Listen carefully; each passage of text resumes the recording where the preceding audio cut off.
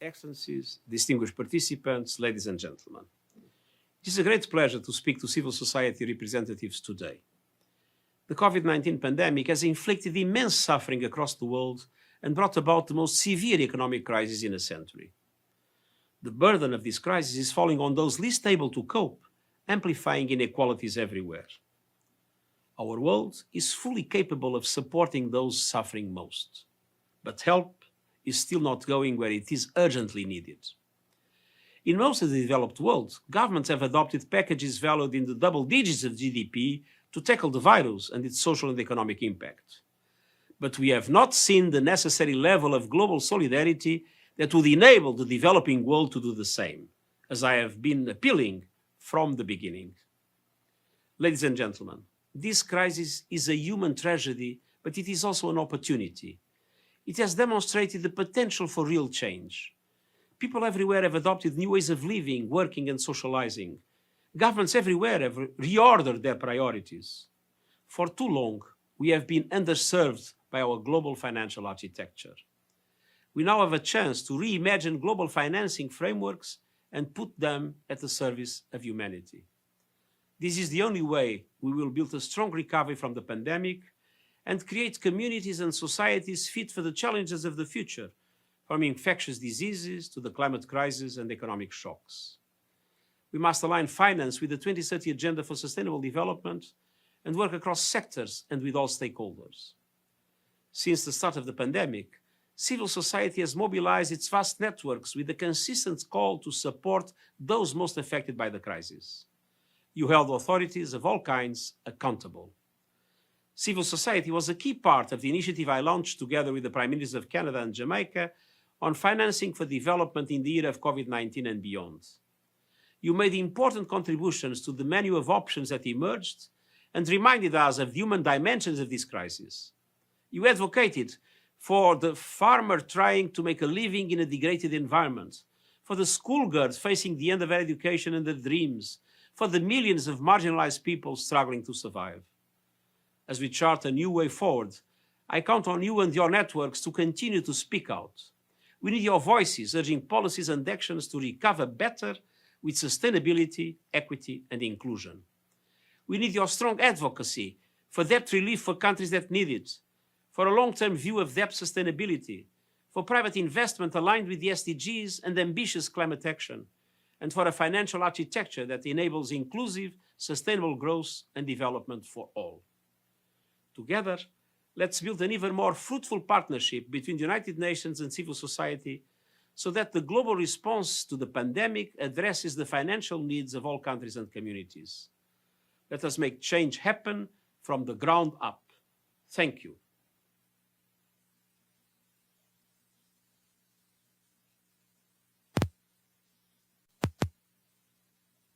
This civil society meeting will form an important part of the efforts to develop financing for development in the era of COVID-19 and beyond.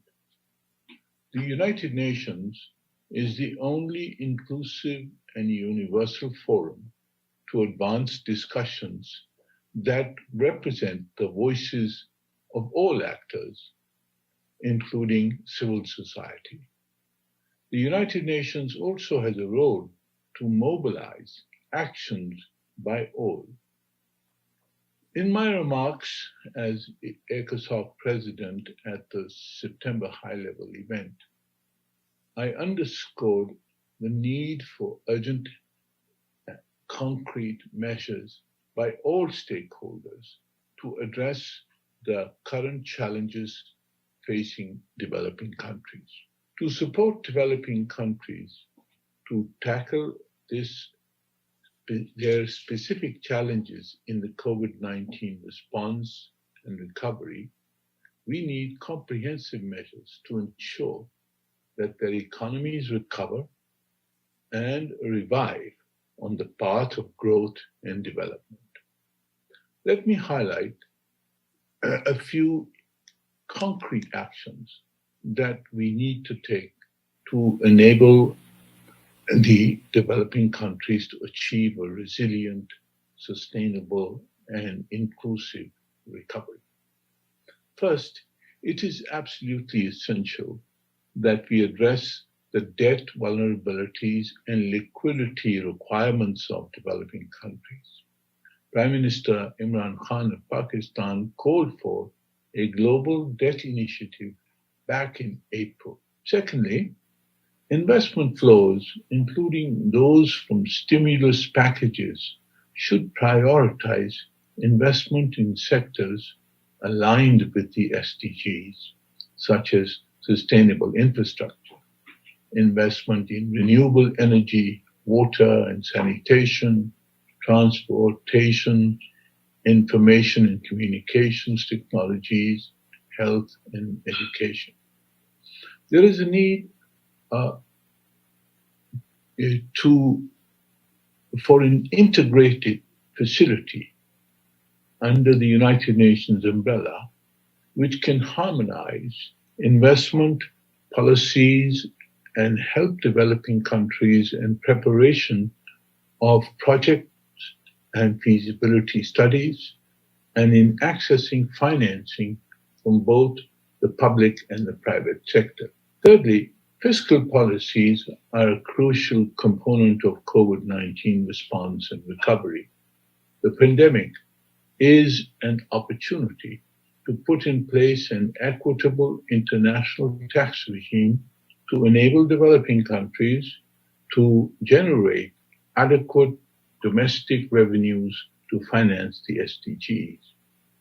Fourth, to allow illicit flows to continue from developing countries at this time is nothing short of criminal.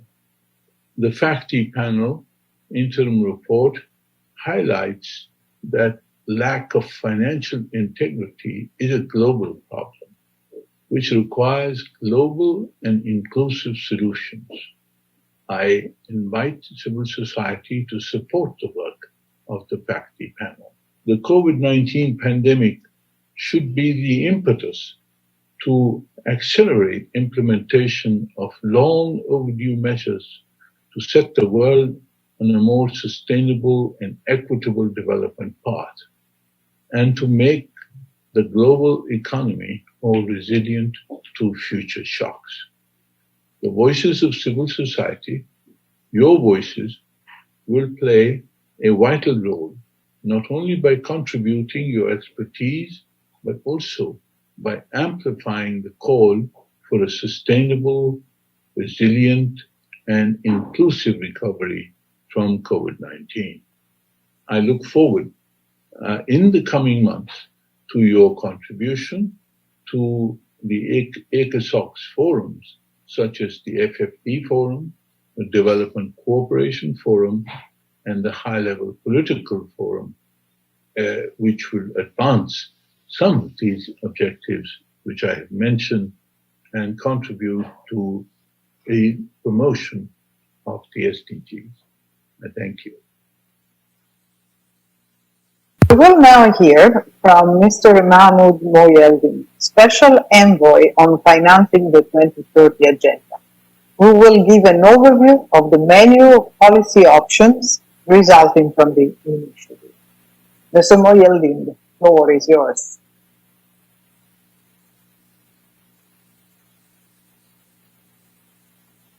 Right, thank you so much for having me today, and let me build on what the Secretary General and the President of ECOSOC and our two ambassadors, Bob Ray and Courtney, just mentioned about the finance for development and the main menu of options. It's very much important to have this participation by the civil society today. I was very pleased in the coordination of the work that I saw many good proposals coming from civil society. But I think we will benefit more now, given, as mentioned by the Secretary General, that many of the measures haven't been implemented and we haven't seen the kind of solidarity required for reaching the ambitious program, to dealing with the emergency measures that we require to face the challenges affecting the lives and the livelihood of people, to deal with matters related to restructuring and inclusive growth policies that are required, especially with the negative impact of the pandemic, as mentioned by previous speakers.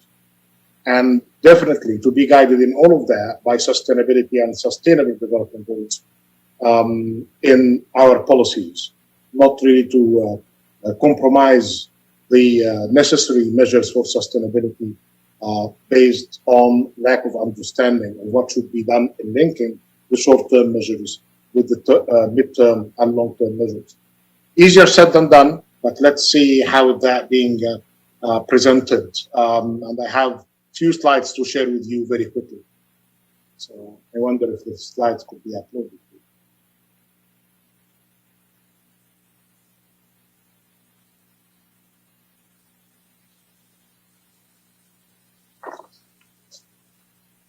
So until the slides are shared, yes, they are here.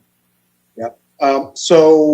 As you can see, we have in the first slide, please. Yes. We have the reports coming from the WHO about 46 million are known to be infected, and close to 1.2 million have died. On finance and debt, in the same slide, we see that the GDP will fall by up to 5% this year. Of course, there are different estimates and projections between different organizations, but 5% could be really a rough average. Coming from a developing economy, I'd like just to highlight the importance of informality in such economies that are not fully captured by the 5%. So in many of the developing economies, while their figures could be close to 5% of contraction, even smaller than that, the problem really is the impact through the informal sector, especially in agriculture and services sector, will be felt more in the jobs market or in the labor market. That's why when the ILO reports worldwide a loss of an equivalent number of 495 million jobs, they say, right and rightly so, that there could be multiples of this figure in the informal economy that could be lost.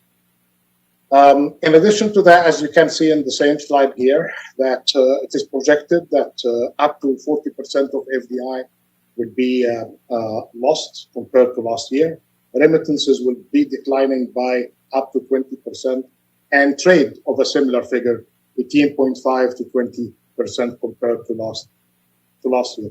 But the worrying side really is what was mentioned in different ways about the accumulation of debt. And we're facing really with the problems of constrained budgets and limited fiscal space, with increase of debts by governments, by corporates, and even by the household sector. Some serious challenge, unless something serious based on the measures and suggestions that have been shared in during this process are being taken. Next slide. So, as mentioned by the Secretary General and the two co-conveners, have been good, serious work based on this initiative, with very big number of international organizations as observers and participants, including, of course, the UN system, supporting member states, civil society, and private sector representatives to find solutions in different areas affecting our economies and our societies today.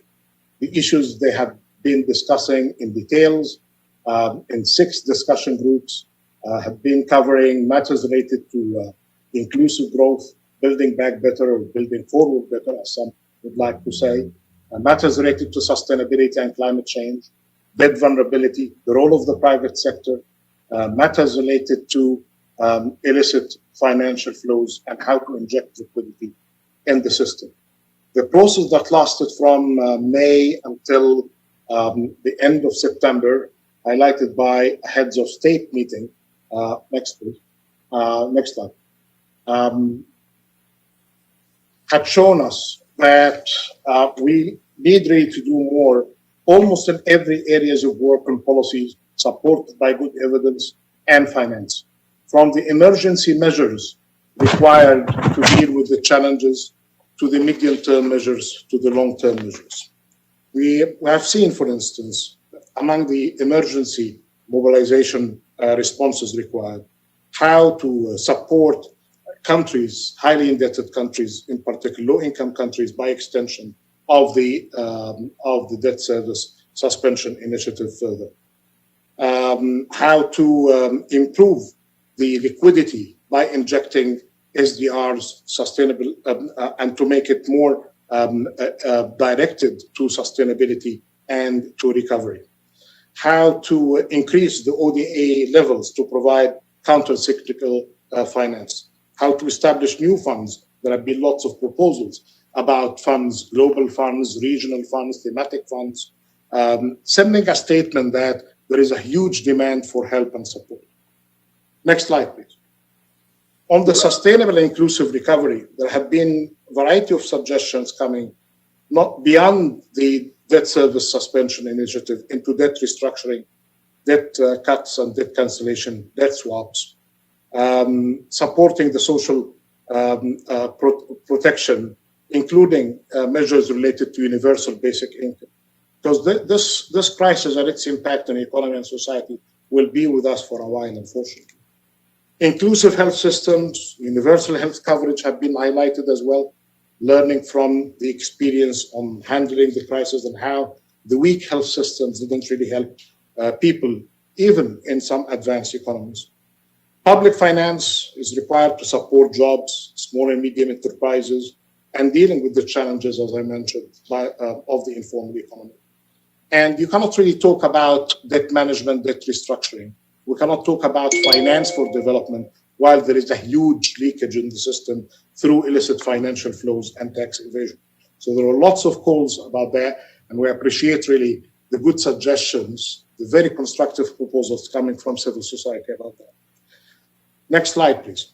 Finally, there have been some serious discussions about how to build back better, build forward better, because as we know, some countries do not really have something great to go back to if they were really suffering from extreme poverty, from huge vulnerability. So what they need really is not to go back, but to build forward better by adhering to the rules of engagement when it comes to sustainability, to digitalize their economies, to provide opportunities for all, including some measures related to tax collection that could really benefit from digitalization, how to deal with subsidies, especially fossil fuel subsidies, and direct the subsidy to where it matters in investment in human capital, investment in infrastructure, and resilience of economies and societies. And the debt issue as well came back again. It is there in the short term, it is with us in the midterm, and we need really to consider, there is a very big role and important role for the UN when it comes to the debt architecture, as highlighted in the policy brief by the Secretary General. Then there have been some suggestions about expanding sustainable finance, greening finance, and being guided by the SDGs as mentioned by the previous speakers. So the whole thing here is basically how to get the policy articulated in a good way, supported by public and private finance, how to get the government and the private sector, and definitely with the support of the civil society, in order to achieve in the coming weeks and months what we didn't really achieve in the last 6 months since the eruption of this crisis. So we'll leave you with that final slide, which is telling you that what has been achieved is much less than what has been proposed and needed. What is achieved is an extension of the SSI by 6 months, partial SDR reallocation, partial funding for COVAX. What is left is a list of at least 18 measures of what I highlighted from that big pyramid of measures that included more than 250 measures of reforms and proposals and funds covering all of the areas that had been discussed during the process that started in April and ended in September. And we need to build on it for the future, hopefully with more commitment and more support. Thank you so much.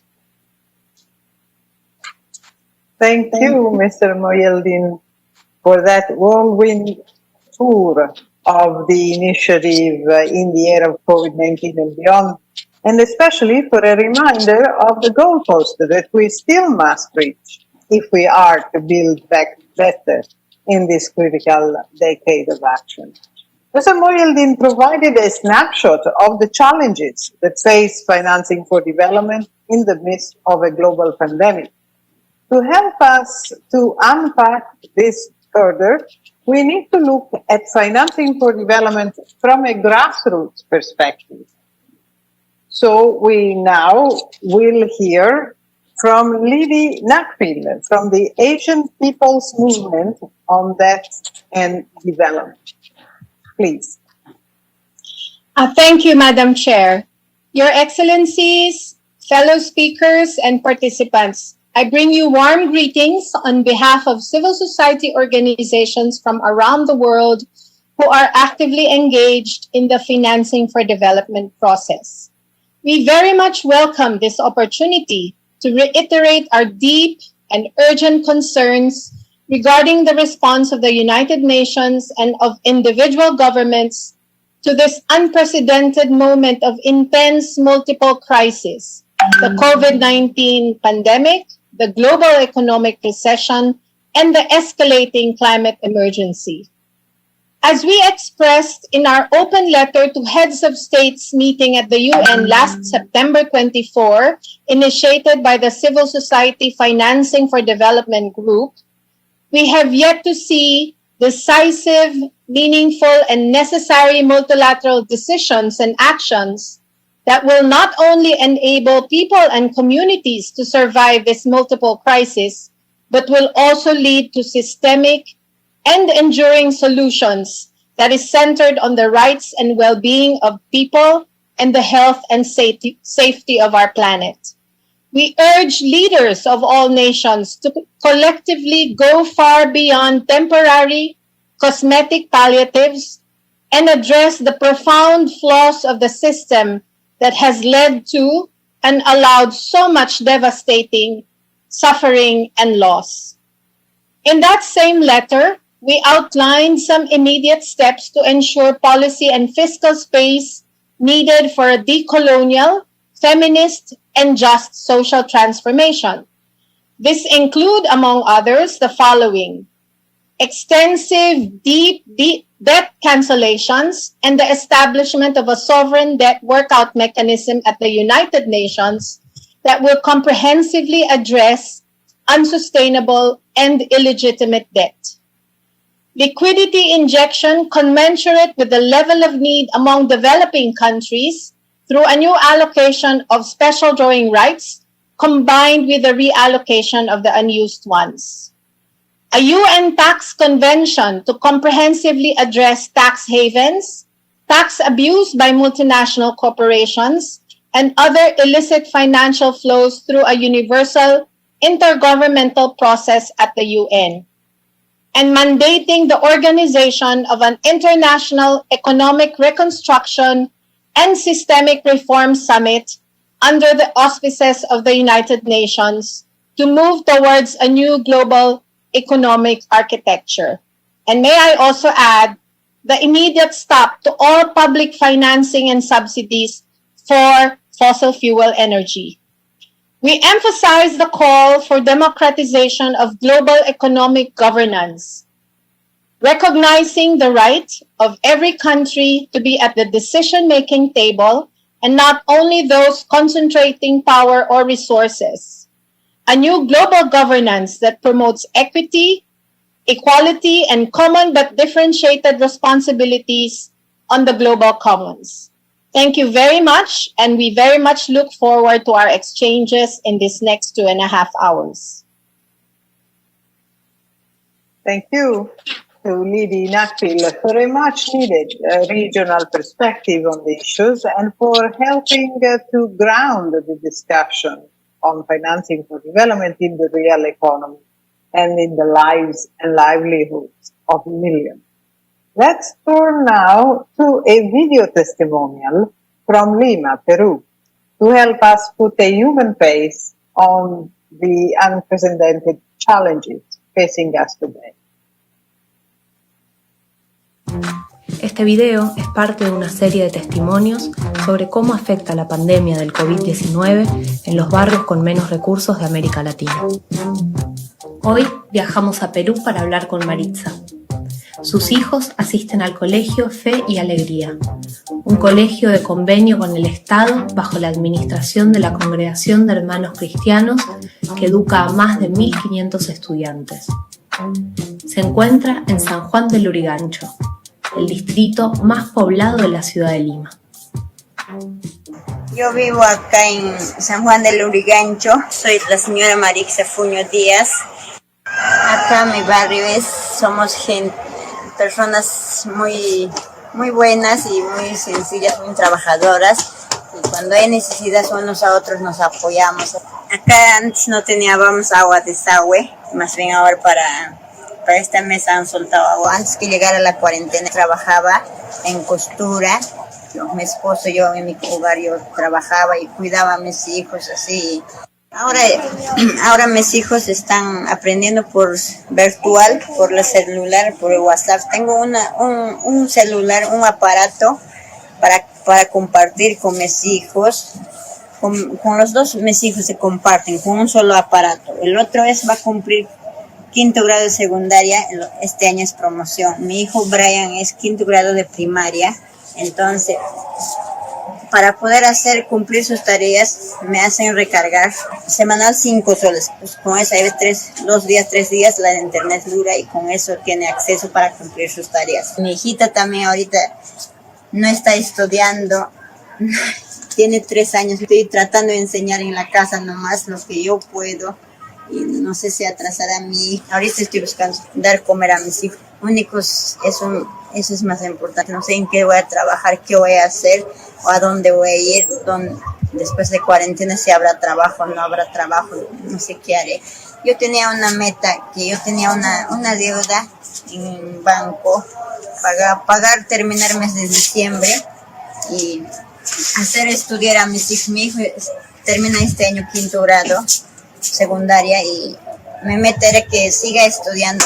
Él estaba estudiando computación y yo quería que terminara su computación, que siguiera estudiando.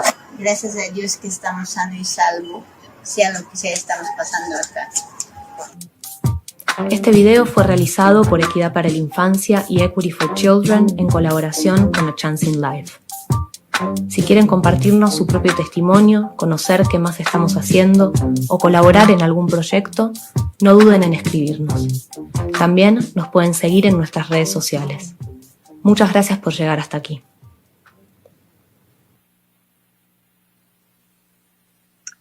Thank you to all our presenters of the opening segment and for the very moving testimonial from Lima, Peru. We've heard that progress has been made, but we have so much more to do. And we know that to cross the finish line, we need to make bold and intentional choices. In the next segment, we will hear directly from representatives of the civil society on how we can create a new global economic consensus to achieve the 2030 agenda. To begin, let me first introduce our moderator for this segment, Ms. Patricia Miranda, Global Advocacy Director of Red Latinoamericana por Justicia Económica y Social, Latindad. Ms. Miranda, you have the floor. Thank you very much, Madam Chair. As civil society organizations that are engaged for a long time with finance for development process and sustainable development in a collective and open space at the global level, we are very pleased and with hope to participate in this space, especially at a crucial moment for the world. It is a crisis with no precedent. All sectors of the economy stopped, except the care economy. women are disproportionately bearing the impacts, especially as part of the informal economy. Millions of jobs have been lost. Many micro, small, and medium enterprises have closed. Vulnerable populations all around the globe are being severely hit and are not seeing the light at the end of the tunnel. Recovery will not be equal for all. It seems there is a wide agreement on this diagnosis, about this being the worst crisis ever, with projections that go from being at the doors of a lost decade for some regions to others that say we are going back 3 decades. But it seems there is no wide consensus, high ambitions, and political will from the global decision makers on how to address this crisis. A crisis that did not start with COVID-19. The pandemic only exacerbated the global systemic failures and inequalities and accelerated a multiple crisis. We don't need more austerity, privatization, and speculation. We urgently need now a systemic reform towards a rebalanced global economy that guarantees human rights, gender equality, climate, and sustainable development. We need now more than ever to really cross the bridge and link under a progressive approach issues such as debt, tax, trade, concessional financing as special drawing rights, and global financial architecture with big and urgent needs to link with big and urgent needs such as health, education, and social protection. The current low ambitious measures involve the risk of generating more negative impacts in the middle and long term, with the risk of not achieving sustainable development goals, but also going backwards on the development goals accomplished. Multilateralism is crucial to addressing these complex global challenges. We need to rewrite the rules of the economy and governance through an international economic reconstruction and systemic reform summit under the auspices of the United Nations, where every country is at the decision-making table to move towards a new global economy architecture and consensus that works for the people and the planet. These structural and systemic changes will be addressed in this part, which is Dialogue 1. We have a great panel today to start this discussion. Let me briefly mention the House rules for the dialogue today. We will have 5 speakers. Each of them will have a statement of 3 minutes, and then we will open the floor to have an open dialogue with 2 minutes for each intervention. I will let you know when you have reached the time.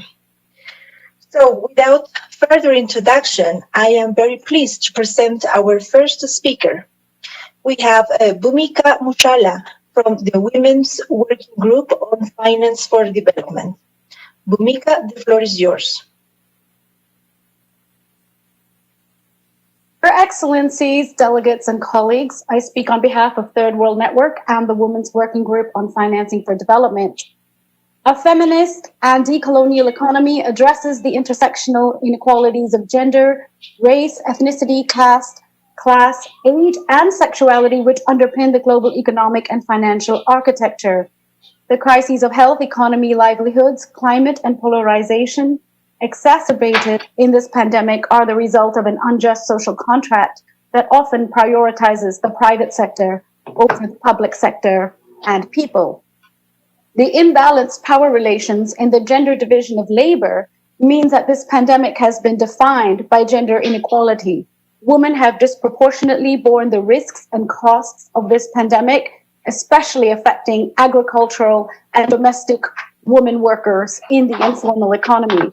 The care economy upholds the wage economy and is also the greatest historical subsidy. Currently, IMF financing documents reveal that in 2021, austerity measures are required in many developing countries. We know that decades of empirical evidence illustrate that austerity reduces the social protection and public services, particularly in health and education, which support women, children, the elderly, disabled, and physically ill. Labor protections weaken, extraction increases, and privatization, including through public-private partnerships, scales up to benefit corporations and financial interests, often through trade and investment agreements. Women's unpaid work and time poverty is thereafter increased as they involuntarily become shock absorbers of crises. A feminist economy for recovery centers the care economy and gender equality through fiscal policy space for financing public services and systems as well as social protection. A feminist reform of macro policy calls for a rewriting of the rules of the economy, including the governance of fiscal policy and illicit financial flows. A feminist assessment of debt sustainability establishes a sovereign debt workout mechanism that is fair and effective and integrates the financing needs of the Sustainable Development Goals, climate change, and human rights into its assessments. The way forward entails a UN International Economic Reconstruction and Systemic Reform Summit that generates consensus towards a global economic architecture that delivers rights and justice for people and planet, with women and marginalized communities at the very center. Structural reforms are also called upon for immediate debt cancellation, a new and significant issuance of special drawing rights, a sovereign debt workout mechanism, the establishment of a universal tax body in the UN, an international legally binding instrument to regulate corporations, the elimination of illicit financial flows, especially tax evasion by multinational corporations, and the assessment of gender and intersectional inequality impacts of aid, trade, investment, private finance, as well as financial deregulation policies. Ultimately, I leave you with this. A feminist economy paves the path for social, ecological, and economic recovery for all. Thank you. Thank you very much, Bhumika, for giving us a very strong view on a feminist reform of the global economy. Now, allow me to introduce you to our next speaker. We have Kate Donald in the program, but unfortunately, she will not be able to join us due to health issues. So allow me to introduce you to Alejandra Scampini, who will replace Kate Donald's intervention. Alejandra Scampini is from Poder and advocate associate with DON. Alejandra, the floor is yours. Thank you very much, Patricia. I want to emphasize that the proposals and demands you will hear today are not only economically sound and based on lived realities, but they also have a firm basis in international human rights law. Rights require resources. The pandemic has made clear that people, and particularly women, cannot enjoy their rights, including food, clean water, social security, healthcare, and education, if governments do not have the fiscal space to spend on these things. For example, if IMF is pressuring them to cut spending, or if billions of dollars are being siphoned offshore through corporate tax avoidance, or if they are spending more on debt servicing than they can on healthcare. Human rights standards must guide economic and financing decisions. They oblige governments to raise and spend money in ways that are mostly likely to tackle inequalities and realize economic and social rights. And crucially, governments must cooperate internationally to protect, respect, and fulfill the rights of people everywhere. Their duties do not stop at their own borders. We are calling for bold global solutions and a broad agenda of international fiscal cooperation anchored in extraterritorial human rights obligations of all governments, particularly those with greater resources. We also need a robust, legally binding instrument on transnational corporations and other business enterprises. And we urge all states to meaningfully engage in this process, to stop corporate impunity and expand access to justice for affected communities. We must end the era of corporate capture of the state and restore the primacy of human rights over abusive trade and investment agreements and the corporate profit imperative. Governments' human rights obligations should compel to take action on the proposals you hear today, such as debt cancellation, debt workout mechanisms, and a democratic overhaul of the global tax architecture premised on economic, gender, and ecological justice. We must end the pretense that human rights is something that happens in Geneva, divorced from the FFD process. For instance, the special rapporteur appointed by the Human Rights Council already have a host of concrete inputs that could help guide financing decisions in the more constructive rights respective direction that people and planet so badly need. So we are to heed the guidance of the many human rights experts in the UN system and move away from multi-stakeholderism to a true multilateralism. Thank you very much. Thank you very much, Alejandra, for making this strong and very important connection between the finance for development process and human rights. Now, it's my pleasure to introduce you to our next speaker, David Boyce, Deputy Secretary General from Public Services International, PSI. David, the floor is yours. Thank you, Patricia. Excellencies, I speak on behalf of PSI, a global trade union federation. For labor, the ILO's decent work agenda is core business, but our rights have been under attack as corporate power exercises greater control, including in public institutions, shaping laws and regulations to maximize their profits, regardless of the cost to people and planet. Workers are rightly skeptical of the promises of a just transition when our rights are trampled and the fruits of our labor serve to enrich a tiny minority. We need, for example, to transition our energy systems, but not the way it's currently run by the for-profit energy companies or private equity financiers. Their transition is too slow, based on unreliable market signals, using outsourced workers and focusing on maximum profits. Renewables at scale need strong public utilities networked from communities and co-ops to nations and across borders. Workers retrained and re-employed, not thrown on the slag heap. We also need to retrofit our built environment, creating thousands of jobs, reducing carbon emission and strengthening local economies.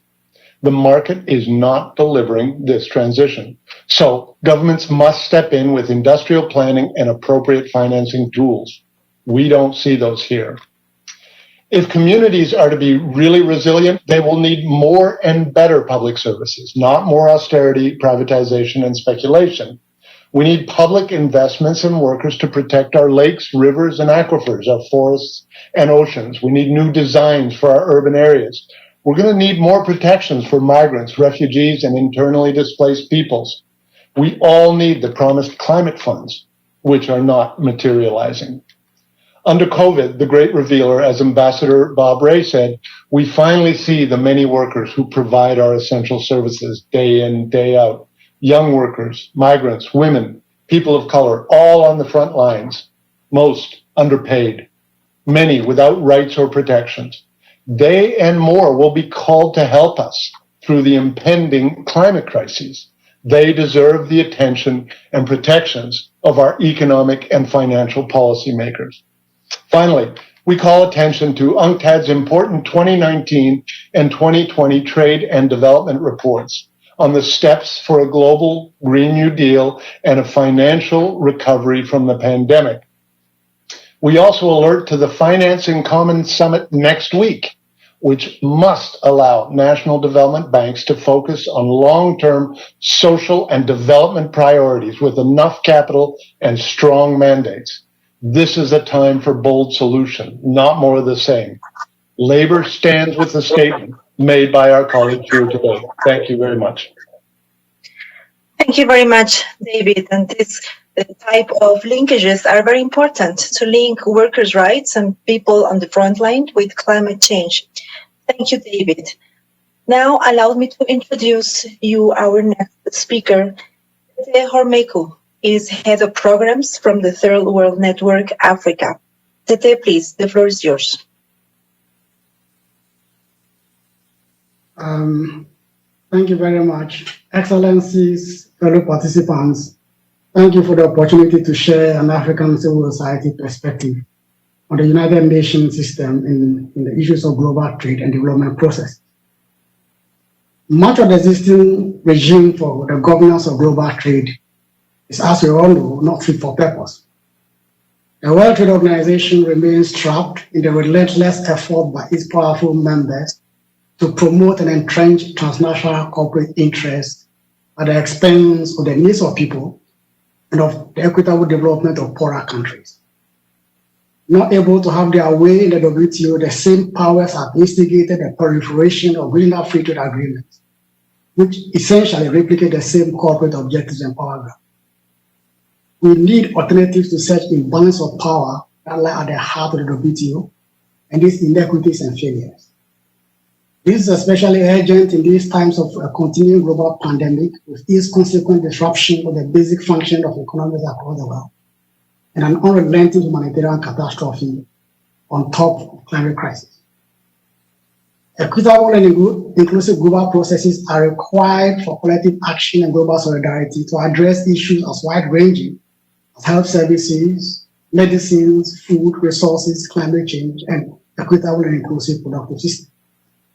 We do believe that the United Nations is critical and relevant to this, but it cannot simply be the United Nations in its current trajectory, which seems to be gradually but steadily succumbing to the same commercial and corporate forces and abuse of power at work in places like the WTO.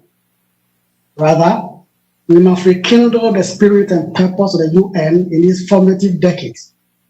We saw giving voice to the voiceless, holding the powerful in check, and strengthening the powerless as critical to its mandate.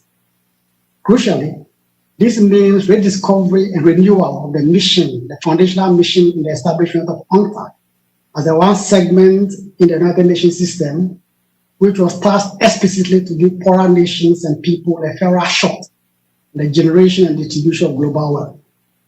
It has indeed a mission which recognizes that global investment, finance, trade, and technology needed to be restructured in order to give developing countries a chance to escape the trap of primary commodity export dependence. A mission that led to such key foundational principles as differential and more favorable treatment for developing countries in international trade rules, as well as the obligation to protect national policy space. UNCTAD 15, that is taking place in Barbados next Expo, must thus renew and enhance this mission and mandate for the Global Green New Deal, as articulated in the well-renowned flagship UNCTAD Trade and Development Report, provides a very good starting point for the elements and framing of such a mandate for our time. In the meantime, the abuse of power in the WTO must not be allowed to stand in the way of developing country initiatives, such as the TRIPS waiver for pharmaceutical products, which can address the fallout from the pandemic. Indeed, the TRIPS waiver enjoys widespread support. The UN members must assume the position of some few powerful countries standing this way. Thank you all very much.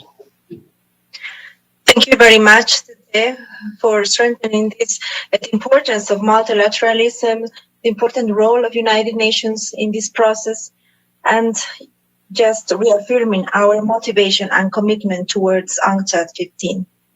Now, allow me to introduce our last speaker of this part of Dialogue 1.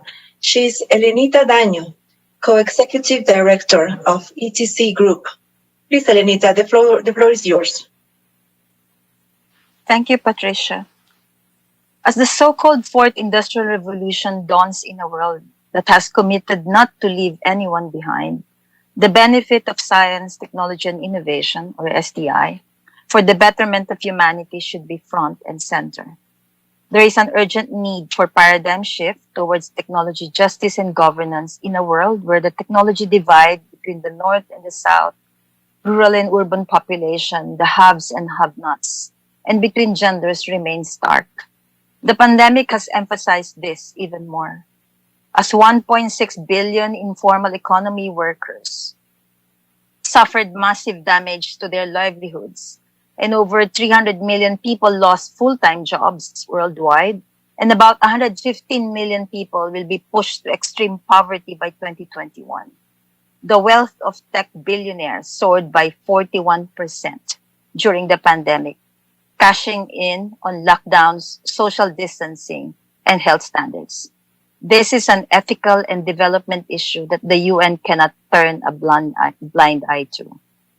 In Addis, the UN established multilateral processes to ensure that STI become an effective means for inclusive, sustainable development. Half a decade later, the technology facilitation mechanism remains without funds to pursue the recommendations from its annual multi-stakeholder forum, and the CSTD still struggles to operationalize its resolutions to establish a global mechanism for technology assessment and horizon scanning. Meanwhile, new technologies are rapidly deployed with barely any regulation nor societal deliberation. And a handful of technology companies reap unbridled and often untaxed profits from peddling their goods and services, shaping consumer behavior through hyper-nudging and selling users' data. Measures that facilitate transition to a paradigm centered on respecting people's rights, social empowerment, and technology justice must be an utmost priority.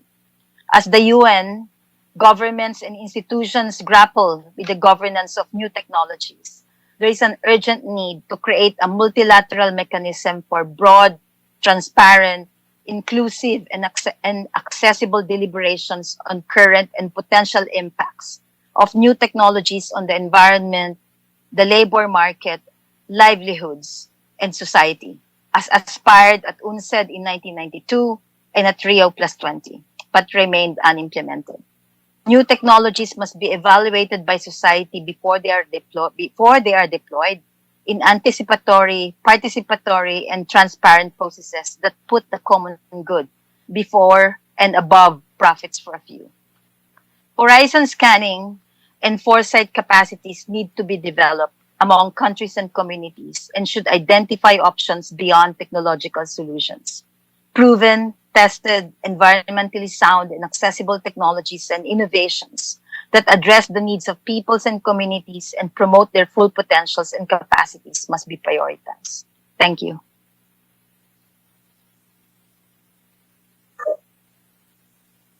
Thank you very much, Elena, for this great input, Elenita. And I would like to give warm thanks to our five speakers for all those valuable inputs, insights, and proposals. I would like now to open the floor to have a dialogue and exchange. And I would just remind you that each of you will have 2 minutes of intervention, so we can allow to have the floor many as we can. And I would like to start first to give the floor to the representative of the stakeholder group of persons with disabilities. Please, thank you, Madam the floor. Thank you, Madam Moderator. Ladies and gentlemen, excellencies, the stakeholder group of persons with disabilities supports an international economic reconstruction and system reform summit under the leadership of the United Nations and for the global economic governance reform that can enable the transition to the just and human rights-based economies. The priorities are pressing for persons with disabilities, for whom the pandemic has sharply deepened the pre-existing inequalities. Persons with disabilities are more likely living in poverty in comparison to their peers without disabilities, and owing to structural inequalities linked to attitudinal, environmental, and institutional barriers, thus are less likely to have access to employment, health, education, social protection, and other services. Persons with disabilities are among those who are most affected by COVID-19 pandemic. Persons with disabilities are furthermore disadvantaged by the socioeconomic consequences of the pandemic and government responses. Moreover, in the COVID-19 pandemic, some persons with disabilities experienced double jeopardy. Not only are persons with disabilities disproportionately impacted by the pandemic, but are persons with disabilities disproportionately excluded from services and other survival resources. There is an urgent need for public resources to tackle both the immediate barriers that face persons with disabilities who are trying to access support, and the underlying socioeconomic inequalities that disproportionately expose persons with disabilities to the effects of the COVID-19. This includes the absence of universal and adequate social protection. While many countries have been developing and reforming their social programs and schemes to deliver better support for persons with disabilities and their families, the majority remain unprotected and unsupported. This is what we are calling for. All countries need sufficient fiscal space to tackle these and other challenges. This is why it's very important to hold an international economic reconstruction and system reform summit under the leadership of the United Nations that contribute to the systematic reform of the governance of debt, tax, and other issues. A progressive increase in domestic public resources to support the inclusion of persons with disabilities and their families in COVID-19 responses and recovery.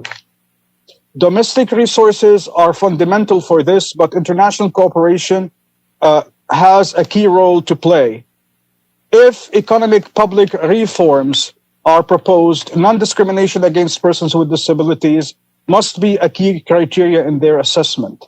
Transparent reporting of domestic and international resource allocation for realization of disability rights and of the the extent of which public spending delivers for the inclusive results for persons with disabilities.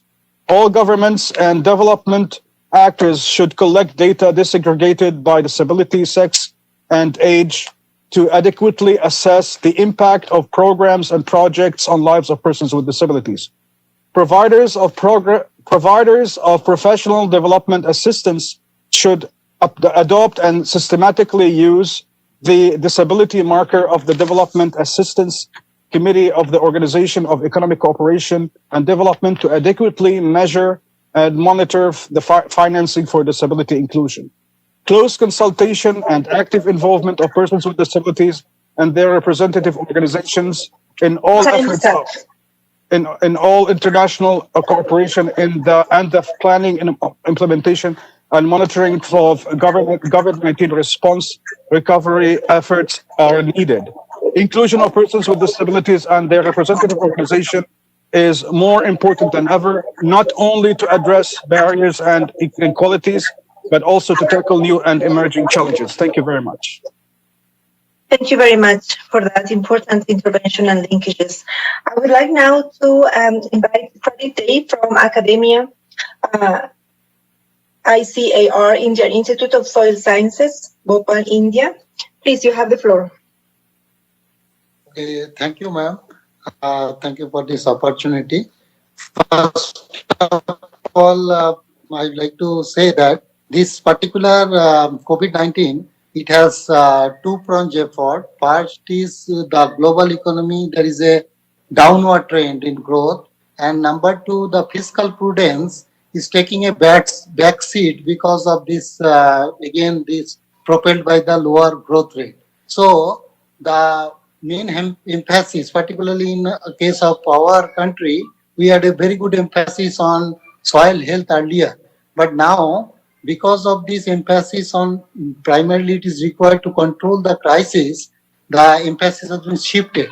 But until and unless we re-emphasize the soil health, this is the main matrix of production system, it will be very difficult, particularly for small and marginal farmers, to cope after this crisis is over. Number two, we must remember that the crisis is not equally distributed. Some farmers are more disadvantaged than others, and this means that world is far off track for meeting the Sustainable Development Goal 2, that is hunger-related goal. Then 15.3 target, that goal number 15 and 15.3 target, that is land depletion neutrality, and another one is goal number 3, that is good health and well-being, particularly target 3.9, that is soil pollution and contamination. All these targets and goals will be affected if we don't re-emphasize on the soil health issue. Number two, we must remember that soil health is also not only its production, but soil is the second most carbon reservoir in the total sink of carbon, that pool. That's why if there is a disturbance in soil, our whole climate change and climate moderation effort will go here. So that's why this soil emphasis should be there to protect the small and marginal farmer as well as women farmer and tribal and indigenous group of farmers. Thank you very much, madam. Thank you very much. I would like now to give the floor, please, to Jennifer Malonzo from Ibon. Jennifer, the floor is yours.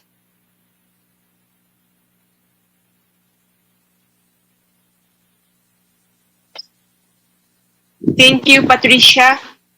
Good evening from Manila, everyone. This is Jennifer Malonzo from Ibon International. As I chatted in the chat box, Ibon International would like to highlight the issue of reprisals, repression, and the general closing of democratic spaces in various countries as a crucial obstacle to civil society participation in development processes, economic governance, and health policy. There are studies that show that worst countries for workers and land defenders are mostly, if not all, from southern countries. Now, this has major implications in our striving for leaving no one behind. Now, my question is to the panel is, how do you think the international system can work to democratize international processes and even national processes more in terms of upholding people's rights and also being more inclusive and allowing people to participate and shape development policies that in the end are affecting all of us. Thank you. Thank you very much, Jennifer. And I would like to give the floor now to Sara Torres from Reality of Aid Asia Pacific. Sara, please, the floor is yours. Yes, good evening, everyone. So, Reality of Aid Asia Pacific is a network of CSOs that monitors and analyzes the quantity and quality of aid in the region. That's why my comment earlier was on this crucial part of creating a feminist economy which addresses the layers of political and economic structures that oppress women.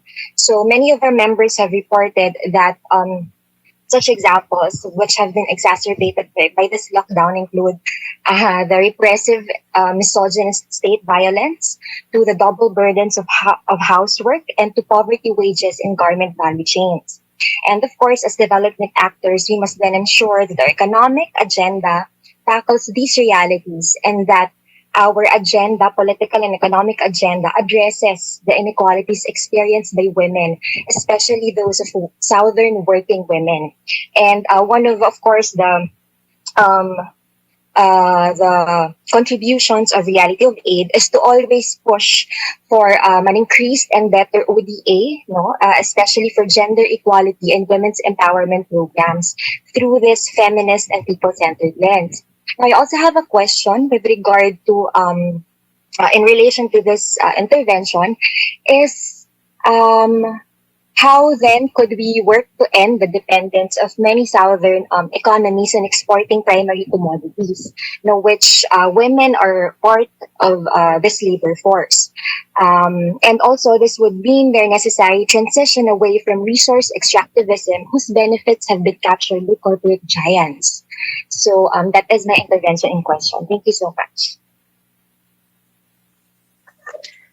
Thank you very much, Sarah. I would like also to share some of the comments in the chat about the structural problems and inequalities that COVID made us see in these times, and how it is a break for some people but a catastrophe for others, and how to get lessons learned from there. In addition, we have also another comment related to to the situation of poor women and children, and how would they financially support their survival in this context. And as I would understand, also the questions, these questions made and the questions just raised by Sarah is an open question that is basically delivering a message in this space, a message for decision makers. So I don't have another comment to raise now. All right. So I would like to thank our 5 speakers. I would like to close this part of Dialogue 1. We hope we have shared our key messages of promoting and also starting urgently a structural systemic change for an actual inclusive and equitable recovery to really accomplish not leaving anyone behind, as it seems that it's already happening and that we are already going through, already living the impacts. We, our members and our groups at grassroots in our regions are already suffering the impacts. So with that said, I would like to close this part of Dialogue 1, and I would like to move on and invite you all to and introduce a poem by Marumbo. I would love that you could listen and watch this. Thank you very much. I know if we would be in person, this would be a most warm closing session, but thank you very much to the speakers, to United Nations, to the Excellencies for being in this space. Thank you very much. Let's move with the poem. Shout out to Rise to the Beat of Dead Justice. Hear thee, almighty powers that be. We come to thee in solemn worship. Almighty takers of our lands and our strong, giving us reliance and denial of pride and resilience like trophies and beads to be worn on our waists and carried on our backs like babies, sometimes dead, and firewood on our heads. We pow hell on ourselves daily. Hear thee, almighty powers that be. We come to thee in solemn worship. You plunderers of tombs and catacombs, that is our minerals and mines and earth, rulers of our skies and our education and our language. Hear thee, we come to thee for worship. Almighty loaners of money that offer no reparations, we come to thee in solemn worship. To plead justice for that which is lost, for that which was given and yet unaccounted for and stolen by our politicians. For that mighty wrecking ball that chained us to you, we come to you for cancellation. Not forgiveness, not pity, for justice, for cancellation. Kids are dying here. 9% of our budget goes to health and wealth. 17% goes to repaying back a debt that has a rate that is faster than my ability to produce great-grandchildren who can come to this earth to pay back a debt that should have rather been cancelled. Almighty kings and poverty gatekeepers, belief sweepers, dream takers, colonizers, tomb raiders, expert job creators, save the world concert makers. If my word matters to you, cancel our date, we plead. Help us now to be free. It's sad that it took a whole pandemic to see that it is in all our best interest that the world be debt free. So to your humble shrines we come and bow, bringing our voices as offerings loud and clear. We don't know what tomorrow holds, but one thing is definitely true. Debt and interest should not be named among thee. So we invoke the gods of IMF and World Bank and all other stakeholders that hold the chips. Before this debt eats us alive, set us free. We were in bondage once, when the sun never set in your kingdoms, and yet has not been light in our lands since. Do not make the same mistakes of carrying us over to your shores in financial ships. Cut the rope and set us free. Debt cancellation, an act of justice for people like me.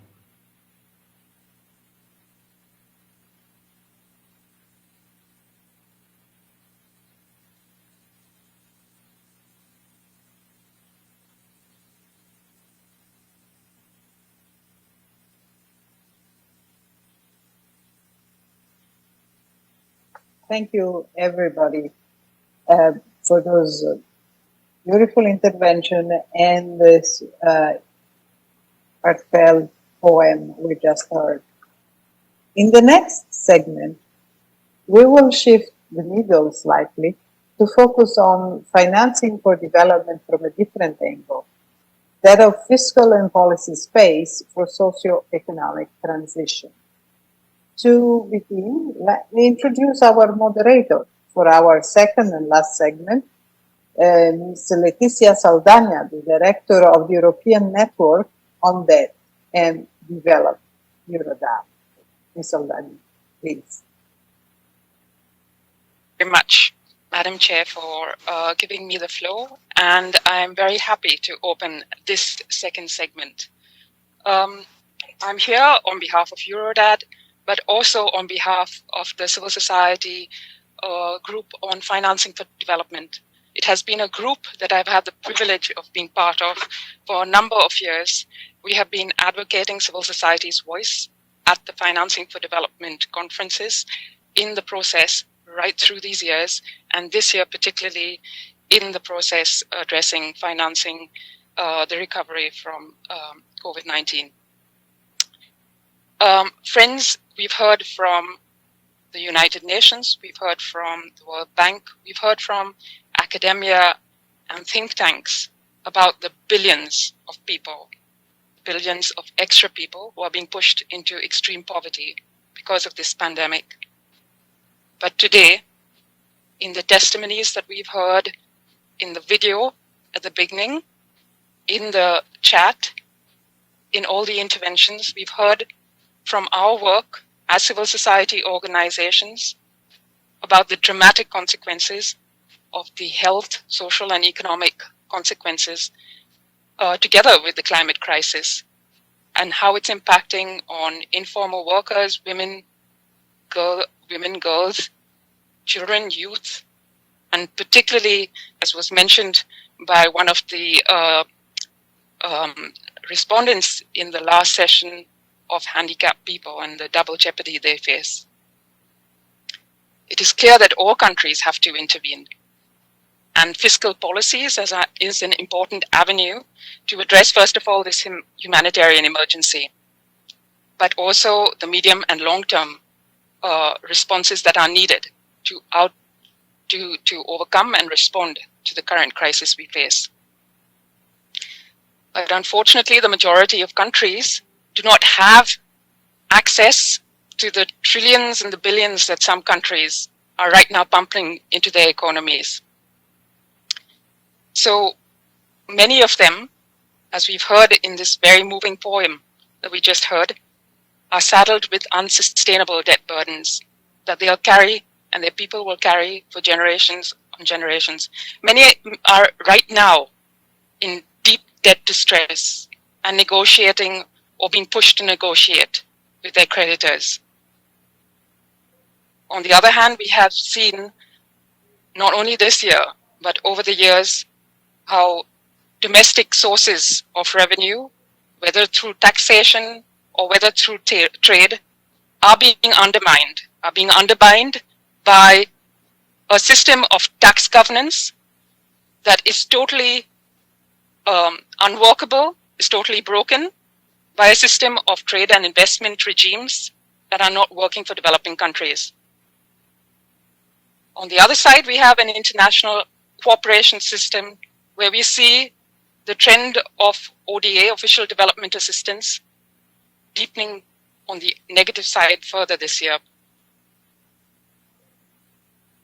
This is not only an issue that we are facing in 2020, but as many speakers have said, what we are seeing is a dramatic escalation of structural injustices this year.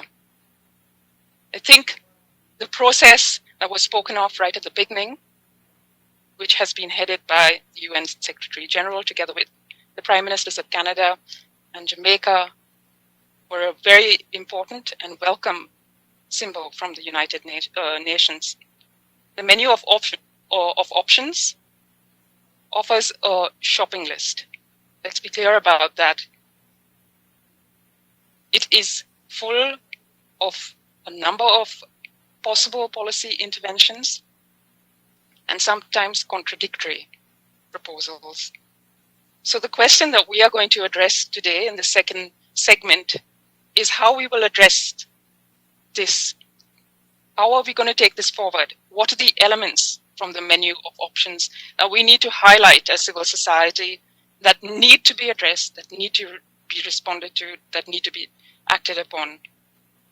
So without further ado, I will turn to my illustrious panel of speakers and invite them to respond to this.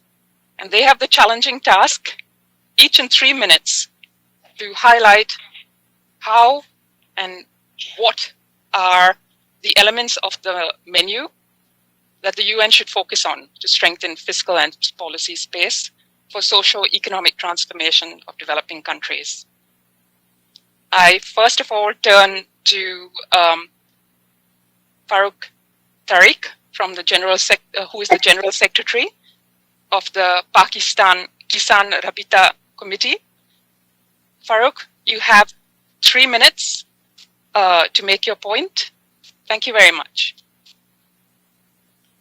Your Excellency, thank you very much for inviting Pakistan Kisan Rabita Committee. And I would like to introduce an open letter sent to all governments, to international institutions, and lenders on behalf of 553 civil society organizations belonging to 80 countries. The letter was signed by the organizations during the Global Week of Action for Debt Cancellation from 10th to 7th of this month. As you are all aware that the COVID pandemic has severely impacted on the health, safety, and survival of hundreds of millions of people, we need to spend money on them. And what a tragedy that over $300 billion is being spent annually by the Global South for public external debt payments to bilateral and multilateral lenders such as the World Bank. The IMF and G20 countries have not written off debts, but merely suspension for few and for a limited period. Private lenders and World Bank have done the same. Meantime, World Bank and others are making available a combined total of $205 billion of loans for COVID-19 response measures. The IMF has approved more than 88 billion in emergency loans. The economic paradox is that the countries of the Global South will end up with even more debts. Much of this debt is illegitimate and lent irresponsibly. We demand for much more than debt relief. We demand debt justice. We call on the world leaders, national governments, financial institutions, public and private, that unconditional cancellation of public external debt payments by all lenders for all countries in need, and at least for next 4 years.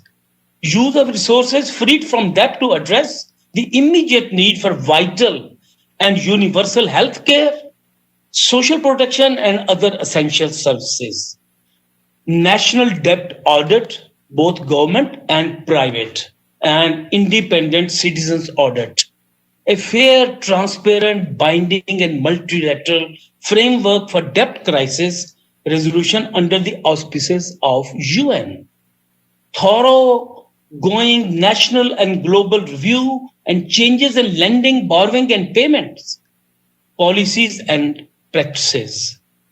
Recognition and application of the primacy of human rights, and corresponding obligation of the states, the international community, and the private actors, and reparations for the damages caused to countries, people, and the nature due to the contracting, use of payments of unsustainable and illegitimate debt, and the condition imposed on guarantee their collections. We seek the decisive and full solution to the debt problem as part of the profound transformation of the economic and financial system that the present crisis so urgently needed. I thank you all. Thank you very much, Derek, for highlighting the key demands from civil society, calling for debt justice. And just to say that 2 weeks ago, we had a debt week of action, and there was a letter that came out of it, and Farouk has spoken to some of the key demands from that letter. So without further ado, I now invite my second speaker, Caroline Otham, who is the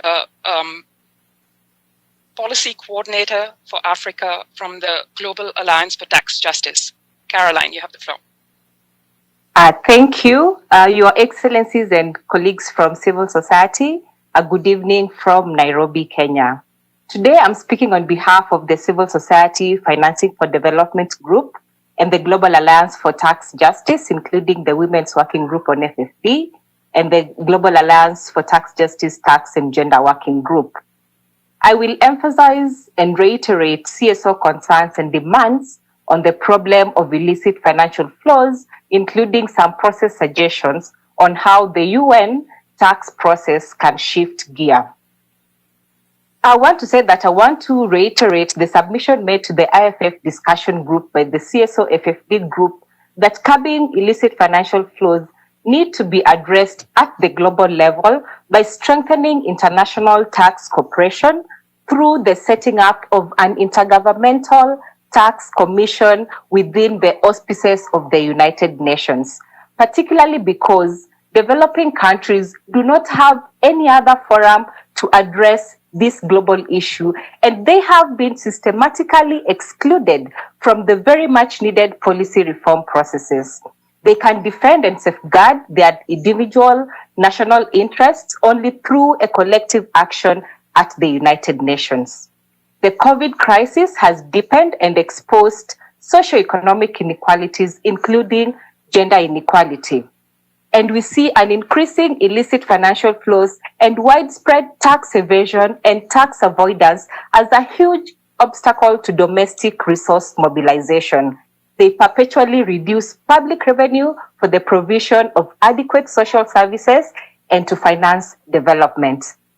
Now is the time for action to strengthen the fiscal and policy space for socioeconomic transformation towards a new global tax and financial architecture that works for the people and the planet.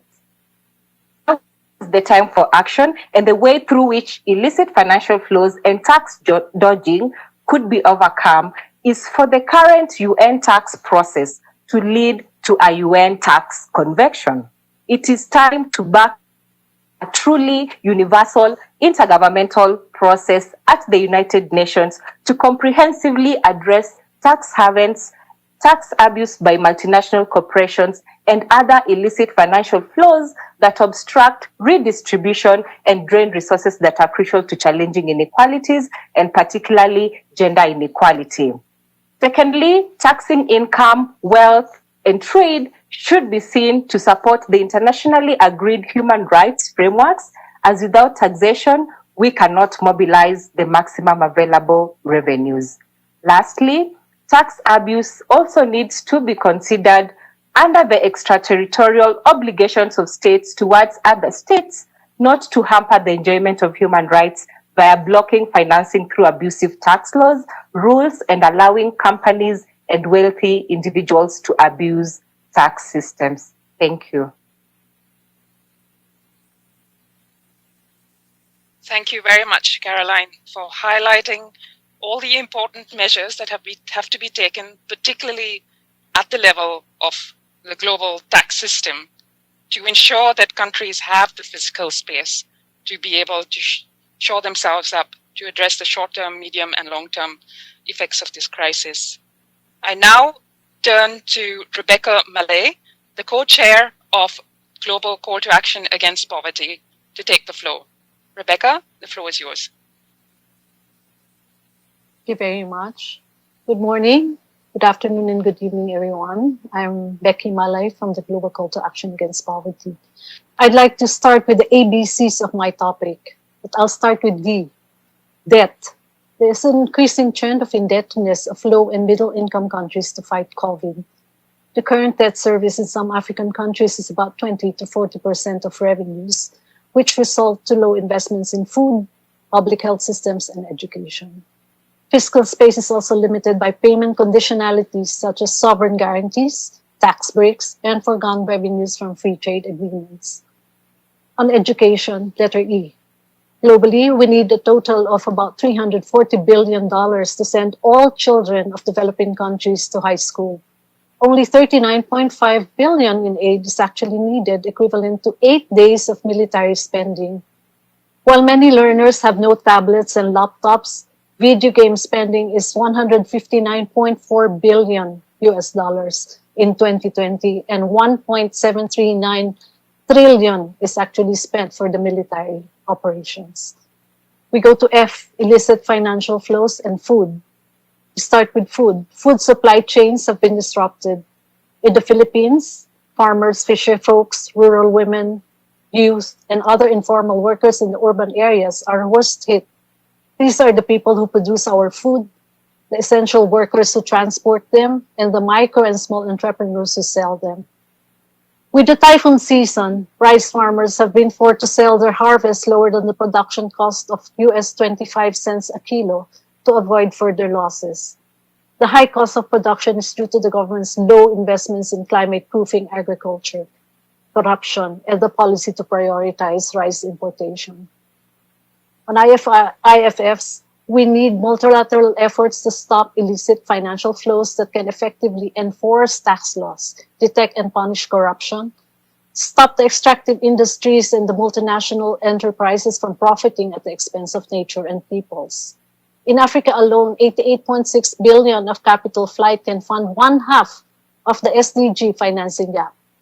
Illicit financial flows are gross human rights violations. Now we go back to ABC. We need actions to beat COVID. COVID exposed the inequalities in income, opportunities, and impacts amongst the poorest and marginalized, especially women, who face increasing levels of violence under lockdowns. In some countries, people who are discriminated by work and descent and migrant workers who contributed millions in GDP are now in danger in falling into extreme poverty. They are among the many phases of inequality. Without clean fuels, adequate food, and proper nutrition, the ability to go to school and not get sick, our children's potential to earn higher income is severely compromised, causing more inequalities to persist through generations. To do the ABCs and attain the SDGs, we need an FFD that will address inequalities. Thank you. Thank you very much for very articulately and with the alphabet very helpfully making the connections between all the issues and the need for a process to start to address this, the intersections of all these issues.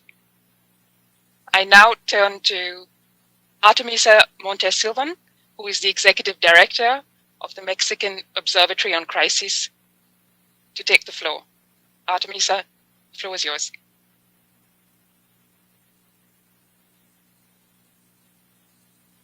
I think you're on mute, Artemisa.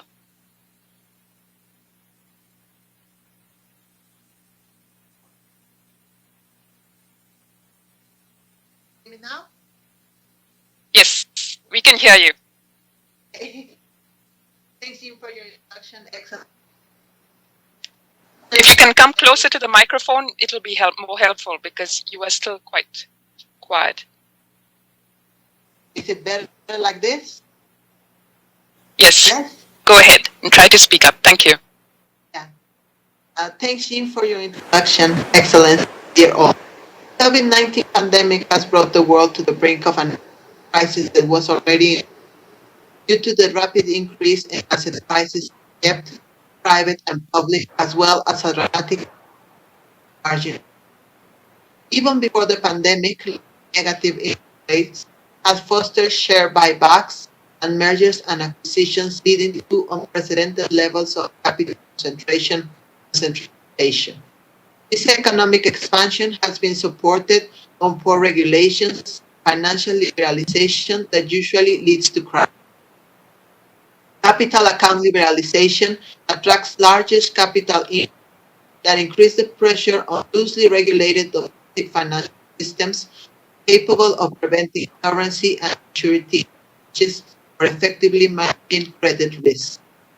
Now, almost 10 months into the pandemic, we can see these alarming signs once again. A new rise on asset prices, such as blue chip US equity, gold, oil, platinum, and cryptocurrencies to the levels before the lockdown, which has been mistaken as signs of recovery. These few months, billionaires have seen their fortunes rise by 27%.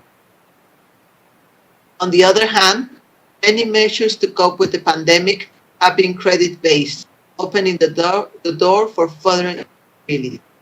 This, the face of other instruments that can better ease the financial burden addressing the pandemic and speed recovery in developing, such as the allocation of special growing.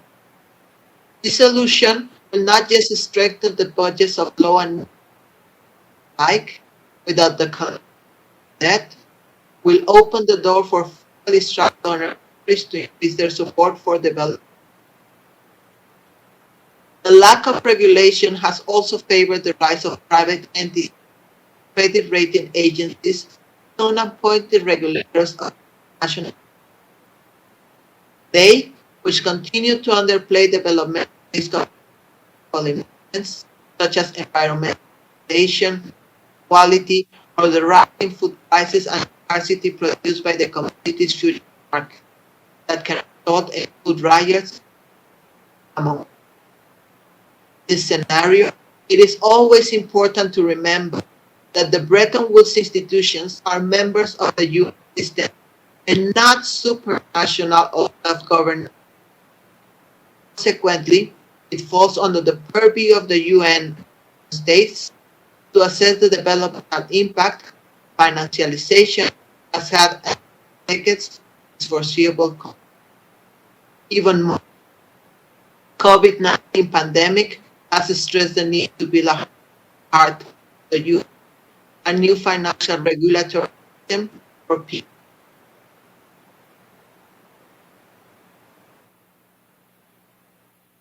Thank you very much, Artemisia. Unfortunately, there was probably a problem with the bandwidth, so we did lose a little bit of your very important points, but I do hear the important stress that you put on the need to issue or call for a new issuance of SDRs, the importance of addressing credit rating agencies, and also the need for a UN process to assess the development impacts of financialization.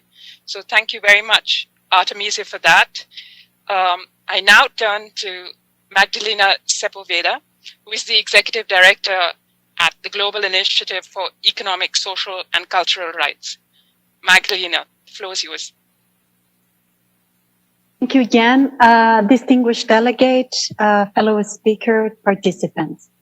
The definition of insanity is doing the same thing over and over and expecting a different result. And this is happening with austerity policies. They have been tried over and over, despite the fact that they do not work and have devastating consequences for the most vulnerable and disadvantaged. Austerity measures, as you all know, include cutting public expenditure, implementing regressive tax policies, introducing labor flexibilization reforms, reforming all aid pension, introducing cost-saving measures in public health center, and privatizing public assets and services essential to economic, social, and cultural rights such as health, water and sanitation, education, and housing. Austerity measures were implemented massively in the 80s and the 90s. In the aftermath of the financial crisis in 2008, austerity measures became the new normal and were implemented by both developed and developing countries. And today, at the midst of a global pandemic and on the verge of the worst recession since the Second World War, they are still being considered as policy options by states. This is insane indeed.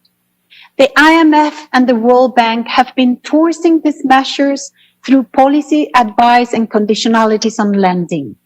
For example, 84% of the loans of the IMF that the IMF has negotiated since the pandemic was declared has been found to encourage and in some cases required countries in the global south to adopt more austerity measures. The evidence is clear. The systemic underinvestment in and the privatization of public services has deepened poverty and exacerbated existing structural inequalities. In conclusion, investment in public services must be central to the COVID-19 recovery.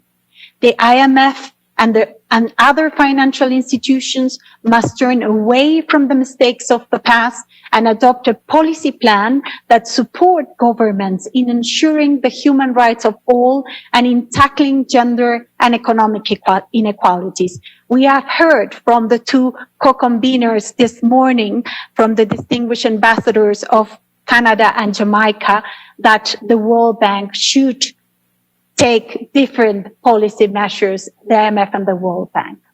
We should also, it is critical that states take more decisive measures to combat tax avoidance and evasion, to fight corruption, and to adopt a new progressive fiscal policy. We have also heard from the co-conveners today of the importance of the FACTI panel and the recommendations that were included in there. And finally, it is essential for a state to invest in public services. We will not have a recovery if public services are not put at the center of the measures that the state need to take in order to recover from COVID-19. Thank you very much.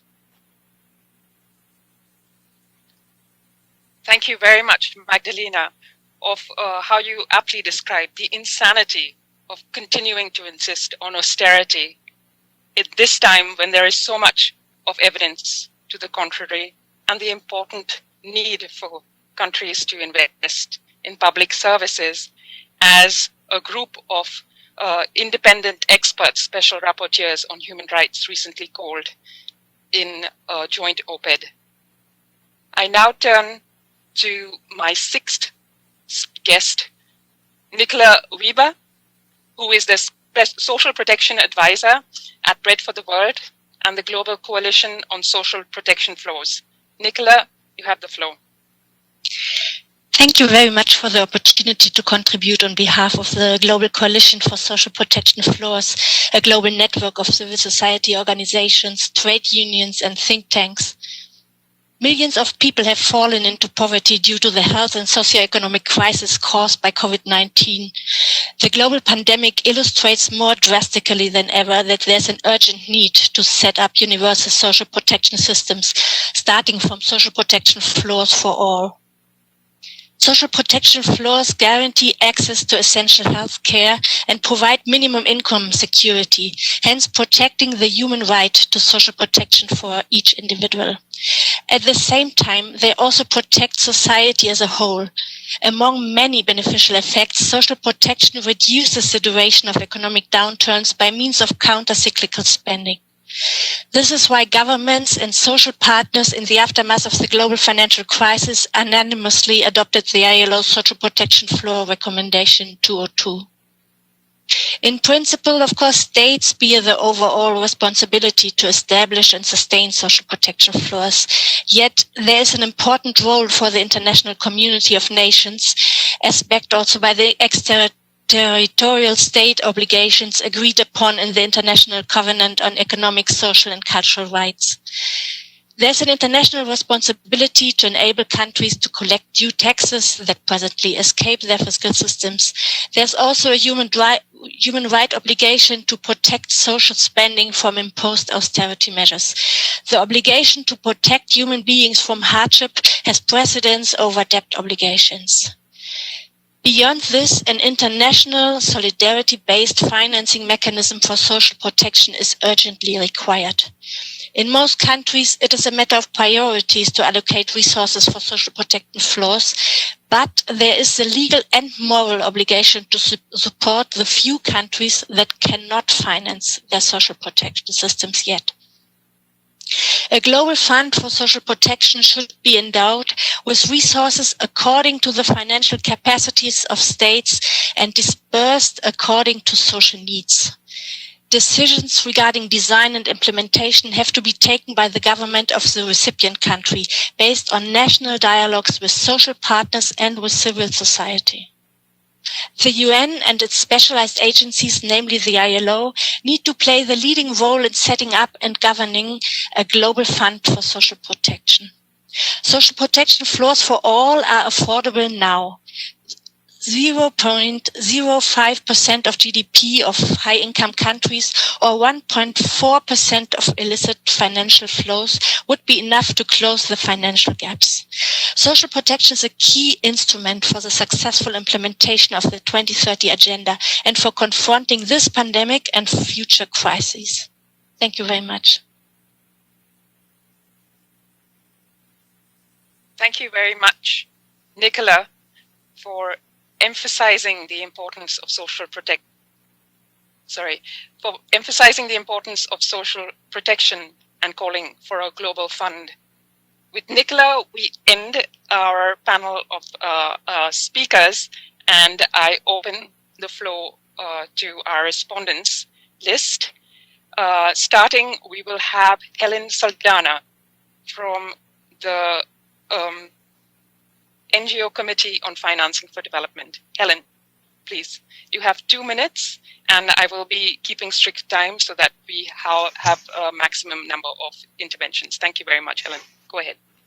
Excellencies, panelists, civil society colleagues, good morning. I, Helen Saldana from Vivat International, speak on behalf of the NGO Committee on Financing for Development, a substantive committee of the Conference of NGOs.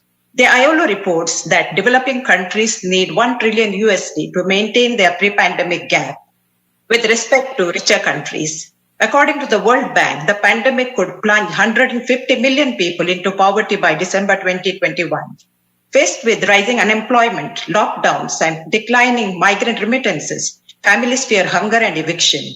Illicit activities such as kickbacks and contract malfeasance derail outlays for resources and services.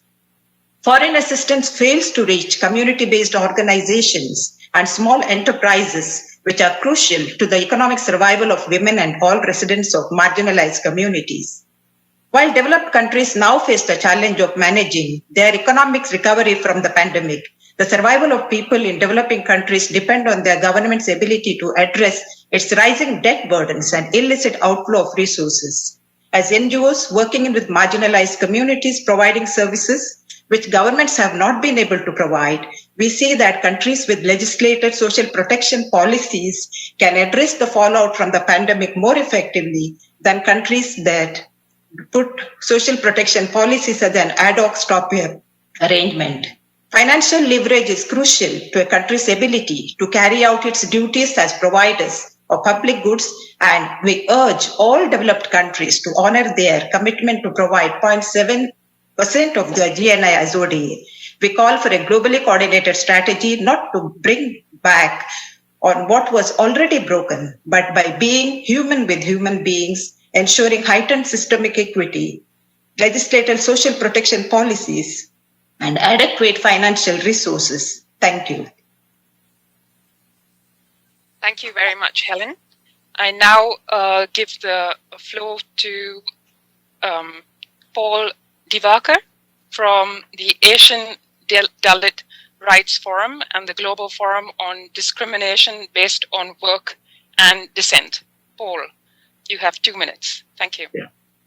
Thank you very much, Chair, and Excellencies, civil society colleagues, greetings. In 2019, India's revenue losses due to illicit financial flows stand to around $65 billion, which is a whopping 2.34% of the whole of India's GDP. The trend is also similar in Mexico, Brazil, Nigeria, Venezuela, Russia, and many other African, Asian, and Latin American countries. This substantial public revenue is lost due to the existence of illicit financial flows in many low and middle-income countries. Now, the problem is this in turn results in expenditure cuts, particularly of various social sectors, affecting socially vulnerable communities. Now, particularly affected are those communities discriminated based on work and descent. Across the globe, of whom Dalits of Asia, Roma, Sinti, Gypsies of Europe, communities subjected to traditional and modern forms of slavery in several countries in Africa, Quilombola communities in Brazil, they all form a large part. Now, these communities are one of the most vulnerable and are ostracized in the sphere of social, economic, and political development. I have been hearing, even in this debate, that none of the communities which are discriminated socially have been pointedly addressed. We number more than 250 million and are subjected to multiple forms of discrimination, exclusion from entitlements, and extreme forms of violence when we challenge the social order. Many of us are trafficked into forced labor and subjected to forms of slavery, both traditional and modern. Many of our children are forced into child labor. A large portion of us are distant migrant workers, informal sector workers, domestic workers who have been further marginalized, especially in this COVID lockdown measures. Unfortunately, the financial inclusion measures do not sufficiently include Dalits and DWD communities. On the other hand, they are excluded because of identification and several other social factors. So we therefore appeal that all measures to expand the fiscal space and the fostering domestic resources with utmost care be taken of financial inclusion of Dalits and DWD communities, especially targeted budgeting and ensuring that all social protection measures are sufficiently underfollowed by necessary budgetary provisions. Thank you very much. Thank you very much, Paul. I now turn to Bodo Elmers. From the Global Policy Forum. Bodo, the floor is yours. Yeah, thank you very much. Policy Forum, which is a UN watchdog organization, so this is going to be more on the process as such. Let me use this opportunity now that we today can speak with the senior management of the United Nations to congratulate the UN for the Financing for Development in the COVID era and beyond process. I think this year the UN has proven that it can be the key place that it has a substantial convening power, and that it is a key place also to discuss financial policies which of course often are discussed in other forms with less inclusive membership. Two things which seem to be very important now is the special envoy has mentioned it. The first thing is implementation, but the second thing is also that this process doesn't get lost, that we have continuous policy dialogue on financing for development issues at the United Nations level. So what we would ask you is, we had 6 discussion groups. They did amazing work over the summer, that these discussion groups continue to operate. And it doesn't necessarily need to be on the same topics, but for us who followed the financing for development process for years, it was important to have the forums in spring, but it's also important, likewise important, to have continuous policy dialogue at the United Nations level throughout the year. And this hasn't happened in the past. So we would ask the UN to continue to provide these opportunities, also to continue to provide opportunities for civil society participation. And of course, I mean, there needs to be member state engagement, member states' commitment to it, but it would of course be the role of the UN Secretariat also to provide the necessary infrastructure for it. So this just to stress that this should not have been a one-off exercise, but I think this was quite a good change we had this year on the UN agenda, and we would ask you to continue. Thank you. Thank you very much, Bodo. And the last intervention on my list is from Claudio Fernandes from Gestos and the Brazilian Working Group for the 2030 Agenda. Claudio, go ahead. Thank you very much, Jean, Excellencies and colleagues. From what we have heard so far, I'll highlight 2 fundamental failures on financing for sustainable development, and especially in the COVID-19 era. The first one is that 5 years into the SDG implementation that has been estimated at additional $3-5 trillions per year, and the private sector that was expected to come in and fulfill that gap did not show up, and the funds available are still very much very short. The extra resource mobilization strategy are still in hundreds of millions, which is way below the target of trillions per year. And the second point is, even so, the financial resources mobilized by the international financial institutions and other financial partners are caught in a vicious circle of high financing of non-sustainable projects that continue disrupting livelihoods and the environment, causing severe negative externalities, provoking leakages. We already know that diagnosis, however, we are not addressing it precisely. Therefore, there is very little probability that a new financing paradigm will emerge from a consolidated and heavily politicized institutions such as the World Bank or the IMF. And this is a basic contradiction that must be overcome if we are to really shift from business as usual to innovative ways of building financing leverage to fulfill the Sustainable Development Agenda and truly leave no one behind. So to echo the pledges of the Civil Society Financing for Development Group, the UN must start leading on the reform of the international financial architecture. The International Summit for Reconstruction is a starting point. The Tax Commission that has been asked for is another starting point, but not only from the monitoring perspective, but the UN also must start thinking about establishing a new financing mechanism that must have capillarity to reach the people most needed, creating opportunities for their development of their own community-based terms, not at market-based speed and conditionalities. I thank you very much for your time. Thank you very much, Claudio. And because our wonderful group of interventions from the floor have been so punctual, we can have a final extra intervention. I invite Mark Dannebier from the Movendi International, former IOGT International, to speak. You have 2 minutes. Thank you. Thank you so much for the opportunity. Movendi International really stands with our civil society colleagues in terms of the interventions and proposals we have heard today, especially regarding global tax justice and the binding treaty to hold corporations accountable for human rights abuses. In the context of financing development, we would like to call for the inclusion of health promotion taxation, such as alcohol and tobacco taxes, into the menu of options.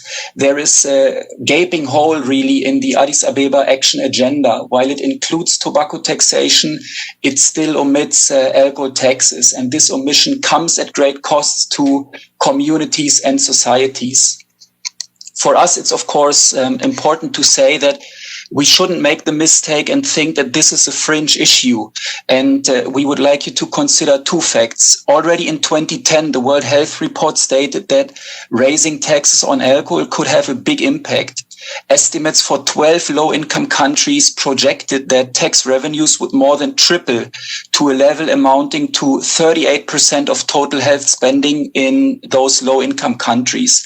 38% is an awesome figure showing the potential of alcohol taxation, especially in the context of the current public health crisis.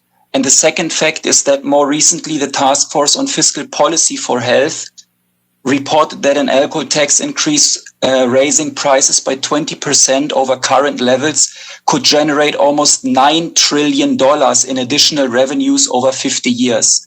Obviously, these resources are too precious to remain overlooked and ignored. So therefore, we are calling on the UN, on government policymakers, but also on civil society colleagues to include health taxes as key elements to finance and advance development. Addressing these issues promises significant returns on investment, especially for the Build Back Better efforts. I thank you for your attention. Thank you very much. I would like to now close this second segment by, first of all, expressing my warm gratitude to my eminent list of speakers. Thank you very much for highlighting the key elements, whether on debt or illicit financial flows, or with regard to the more systemic issues, or with regard to the financialization of the economy, as well as the importance of addressing austerity, the importance of investment in public services, and the importance of social protection.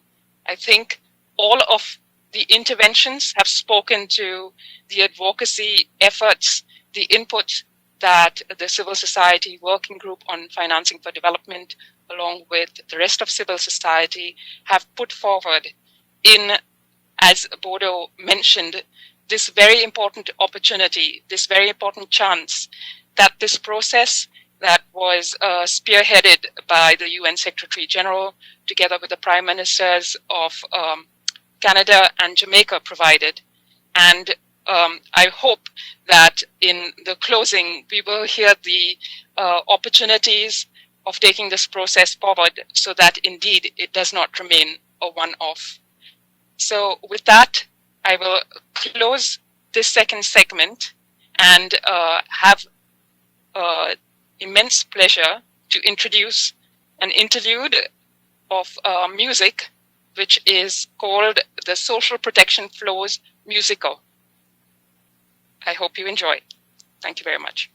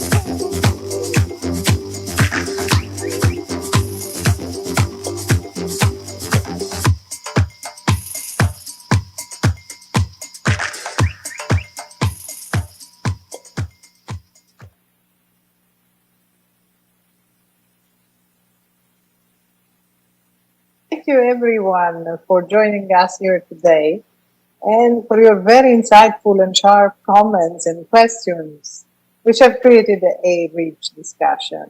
And thank you to our moderators for each panel, Ms. Patricia Miranda, the Global Advocacy Director of Red Latinoamericana for Justicia Económica y Social, and Ms. Jean Leticia Saldaña, the Director of European Network on Debt and Development, who did a fantastic job. Financing for development has never been more critical than it is today. As we heard from all our speakers, the time has come for systemic change, including by bolstering the relationship between the United Nations and civil society. I would like to truly thank you, all of you, for contributing to this effort. And I now invite Mr. Peter Kamalingi, the Pan-African Program Director of Oxfam International, to give closing remarks. Mr. Kamalingi, the floor is yours. Thank you. Thank you very much for this opportunity, Your Excellencies. From the UN Heads of State meeting on May 28th, which kicked off this process, through the 6 working groups, the Ministers of Finance meeting, Oxfam has been working closely with the CSO Financing for Development Group, echoing our collective call for broader systemic finance reform, needed now more than ever before. We all know, and we have heard from the eminent panelists this morning, that the pandemic is sadly falling disproportionately on those who were already living precariously. The impact is varied. Oxfam estimates that by the end of the year, 12,000 people could die per day from hunger linked to COVID-19. This is potentially more than will die from the virus itself. The pandemic, as we've heard, has revealed deep harm to which we expose people and economies when we do not invest in public services. It is unearthing different types of inequalities, including gender, as we've heard from people like Patricia earlier today. With school closures and more care for illnesses occurring within households, women are continuing to bear more than 70% of unpaid work. Around the world, citizens are rising. They are pushing back on the use of development finance to further the commercialization and financialization of public services for the benefit of the few. People are demanding an end to what is clearly an extractive global economic system that is destroying people and the planet, and which, in many cases, actually assumes a racial and even geographical dimension. All of us at this meeting, from the UN agencies to organizations like ours, need to hit these calls and work towards creating sustainable economies. Civil society perspectives and calls to action is critical in this global endeavor. And this is at a time when we know that quite a number of governments, including in my own region, are using the pandemic to close and restrict civic activism. To build back better and with justice, we need more transformative, bold, and ambitious policy solutions, like many that have been proposed here today. Allow me, as a way of closing, to just highlight what we think, or what I think, are four key priorities. Number one is this issue of tackling debt. We need to stop the hemorrhaging of money from developing countries through debt repayments. While the G20 took some action, it is far from what is needed. We echo the call for extensive debt cancellations and the establishment of a sovereign debt workout mechanism at the UN to support a comprehensive, systematic, timely, and fair restructuring of sovereign debt. We join our civil society allies and friends to push for a liquidity injection commensurate with the level of need among developing countries through a new allocation of special drawing rights. Two is realizing the aid commitments. Developed countries must meet their 50-year-old promise, or shall I say, moral debt of 0.7% of GNI commitment. This is serious because Oxfam has calculated that nearly $5.7 trillion in aid, or $114 billion a year, was lost because developed countries never reached this commitment. These commitments are especially important now. Just 28% of the 10.1 billion the UN requested to help poor countries tackle the crisis has been pledged to date, let alone released. Number three is the need to coordinate a global effort for social protection. Governments, both in the north and in the south, must do more to deal with the social impact of losing jobs and access to basic services. Governments must provide a basic social floor to all citizens, with richer nations contributing to a global fund for social protection to support those who lack adequate resources. And finally, very important, we believe that an international summit on economic reconstruction and systemic reform held under the auspices of the UN could be an opportunity to agree on ambitious responses to the pandemic and remove barriers to socio-economic transformation. And we are not being naive in pushing for this summit, because we know that summits alone don't solve the problem. It requires commitment to follow those resolutions that are made in summits, and which is going to be a challenge, especially as we see today the struggles that the global multilateral system is facing. I want to thank you, and thank you very much.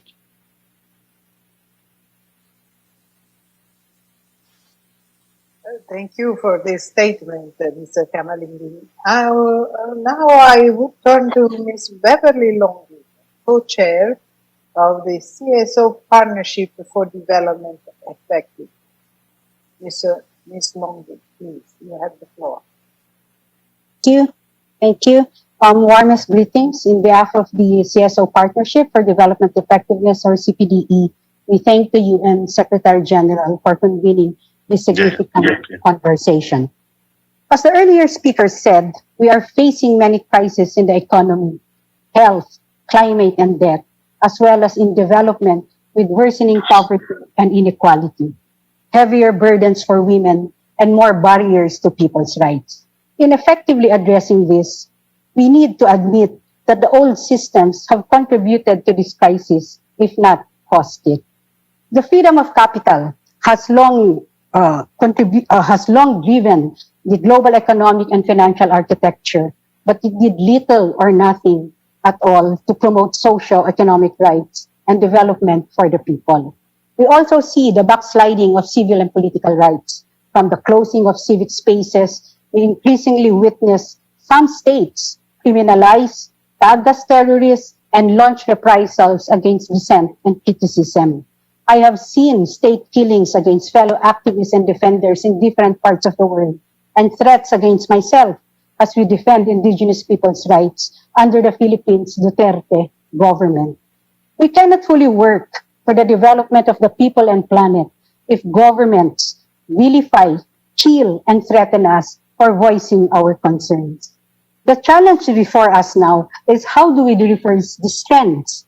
We cannot talk about a recovery or a new normal that fundamentally returns to the old system. We have to be ambitious in the systemic changes that we make. We have to be daring to address structural inequalities. To lay down solutions, yes, the UN can convene an international summit on economic reconstruction and systemic reform. In support, the CSO FFD discussion groups on the thematic priorities can convert into concrete work streams that will inform intergovernmental negotiations and advance the systemic reform agenda. The member states may lead these processes, but with the full, meaningful, and effective participation of all stakeholders and constituencies. In all of this, the CPDE emphasizes the effectiveness principles and fulfillment of historical commitments. One, we need to go beyond debt suspensions and push for more extensive debt cancellations for developing countries. We call for an inclusive sovereign debt workout mechanism outside the platforms of the traditional creditors. Two, instead of a reliance on debt, we need more unconditional grants. We remind the states of their commitment to fulfill and even surpass their 0.7% GNI target for ODA. Let us uphold the integrity of ODA as a public resource. Review approaches that drive more public-private partnerships which focus on private finance despite its unclear development results. Three, let us reassess through an interstate process the tax incentives for multinational corporations and work towards their progressive taxation. Instead of financial integration, capital controls must be an option for southern economies exposed to the caprices of investors. Last, stop the blanket promotion of trade and investment liberalization that skewed benefits for big businesses. We call to halt the negotiations of unequal trade and investment agreements and a moratorium on investor-state dispute settlement cases. Countries should have space to enhance their trade and investment policies. Let us draw solutions that put at the core human rights and people's development, promote equality, and address structures that put economic and social burdens on all, especially women. Let us shift away from rampant resource extractions that harm people and the planet and shift towards vibrant national economies for people's needs and workers' rights. Let us build structures that democratizes global governance and for greater inclusion of the global south and those left behind, the workers, peasants, women, migrants, health workers, indigenous peoples, minorities, the youth, persons with disabilities. With them, we can unfold a better tomorrow. Thank you. Thank you for your statement, Ms. Longate. And now, without further ado, I will hand the floor to Ms. Amina Mohammed, the Deputy Secretary General of the United Nations, for closing remarks. Deputy Secretary General, you have the floor. Thank you very much, Maria Francesca. This has been a really, really amazing discussion. It's been incredibly proactive. And let me just say on behalf of the SG and myself, first acknowledging that many of the issues that we heard over the past couple of hours were ones that we all agree with and have seen reinforced and reiterated through the discussions of the past few months as we've tried to address the COVID crisis. The constructive engagement with a lot of many clear asks, and I think seeing beyond the surface of what we ordinarily see as headlines, this for us has expressed, as giving expression to all of the headlines that we've taken out of the Financing for Development discussions, and also reminding us that careful of the definitions, the definitions of insanity, so that we don't do more of the same, trying to get a different result. The scene setting, I deeply appreciate our co-conveners who really have been with us since the very beginning, when the SG really began to understand after the G20 meetings, after the spring meetings of the FIs, that the ambition, scale and urgency needed for the global response that we were asking for COVID and the socioeconomic impact just wasn't happening. And coming together with the Prime Minister of Canada and of Jamaica, and really opening up that space, not just for heads of state, but quite frankly, something that hasn't happened before in this space, the ministers of finance engaging on important issues. So again, not easy, 6 issues that were discussed thoroughly. They produced a number of policy options, and we hope to be carrying those forward in the more immediate future through the finance of the commons, but also through the Paris +5 that will underscore the 100 billion and the gaps for implementing improved NDCs.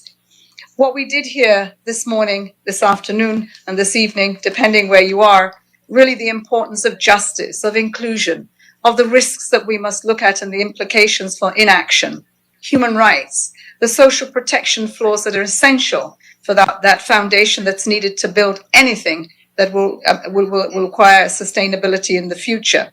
The role of women, our feminist actions, disabilities, the democratization of international processes we heard, opening up that fiscal space, issues of debt, tax, state capture, illicit flows, and also a very big ask for an international conference. One that using this multilateral space means on really thinking about the architecture, economic, financial, all that to be that people and planet remain the center of it. You also talked about the social contract. I think this is something that the SG lifted in his Mandela speech a few months ago, that really has to be addressed again, be it a global issue or a local issue. The social contract needs to be revisited. We were reminded that the IFIs, our Bretton Woods, are part of the United Nations, that needs to be clearer. Your voice is going to be incredibly important in reaffirming and really strengthening the evidence-based research that allows us to articulate the barriers with more clarity, the capacities that are needed to address the solutions that we need to proffer to governments, to international institutions. It needs to advocate from the promises that were made just a few years ago, the billions to trillions. What is clear is that we do need a new global economic consensus to define what we mean by recovering better. And right now, we're not yet on the same page. We tried to do this through the discussions that we've had most recently, but I think that this discussion today, for me, has better clarified the ask that we would have when we say what it means to recover better is about policy options that support concrete response measures with inclusivity, social protection floors, carbon resilience, just transitions, women and youth at the center. These all, for me, are a part of do the response right, the recovery is assured. But right now, we are far from the responses that we need. The debt issue was spoken about over and over again. And let me humbly say here that the debt issue does need to be addressed, but it needs to be addressed comprehensively. We need a really deep discussion and debate on accountability. How did we get to where we got to with the debt that we have today? And even if we are restructuring, we are cancelling, we are delaying, whatever we do with the debt, it must not repeat the mistakes that we've seen in the past that burden the poor.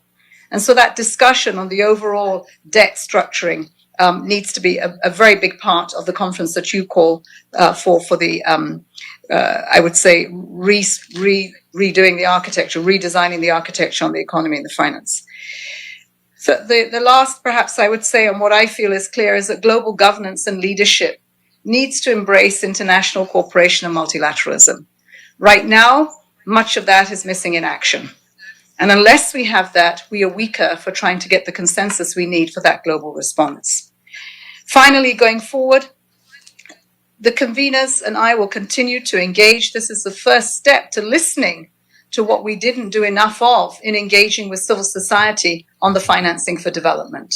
Appreciating the processes we have within the UN intergovernmental process, but we did not do enough in an uncharted arena where we were moving forward on pushing the ambition for financing. And this, I hope, will be the first of many debates and discussions that we will continue to have with this constituency.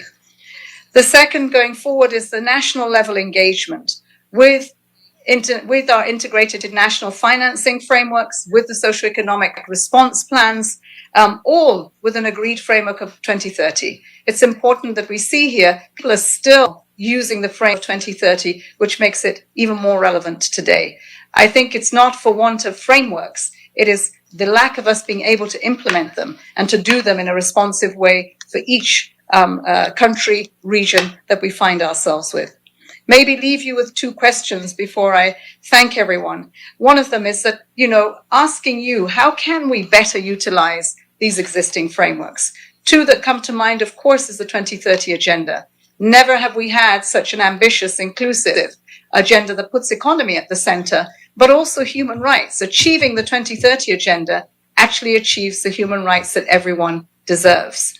And so again, how can we better engage with that framework? The second, of course, is as Beijing went plus 25, we came out with generation equality. And it would be really good to see the feedback on how you see carrying those action tracks forward to underpin the work we need to do on financing for development. The question I have again would be the international conference, the UN convenes, and it convenes at any time for the issues that are important for the people it serves. And again, how would this international conference be different? It is important to convene around really important issues, but how would we go beyond the conference into the things that we need to do? What are the questions for this conference? What is it that we're looking at, that actions or frameworks we have? Consensus today, we know, in the reality, is a very difficult thing to achieve. Very difficult to achieve, and we would want not to risk moving backwards. Conference, absolutely, but what would it really try to achieve? Finally, I would like to give deep appreciation to our CSOs, the organizers who came together with the UN to make this important discussion a reality.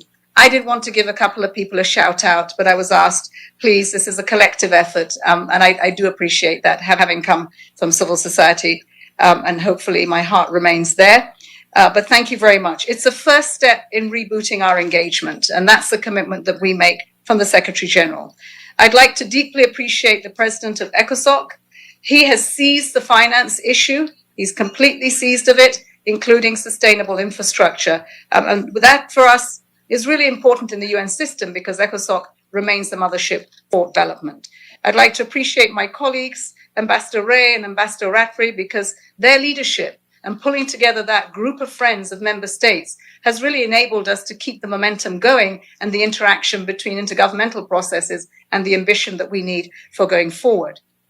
Of course, to Mahmoud, who is absolutely tireless in his patience of us, steering a very complex environment and set of actors, but still managing the ambition. And I want to thank him for those efforts, because I think without them, we certainly wouldn't have seen these groups come together with, as he describes, the pyramid with over 259 policy options. And finally, Maria Francesca, gratitude for you guiding us, because without that steer through this robust discussion, we would not have heard the voices we need to hear and important interventions and insights that I'm able to take away with a lot of homework.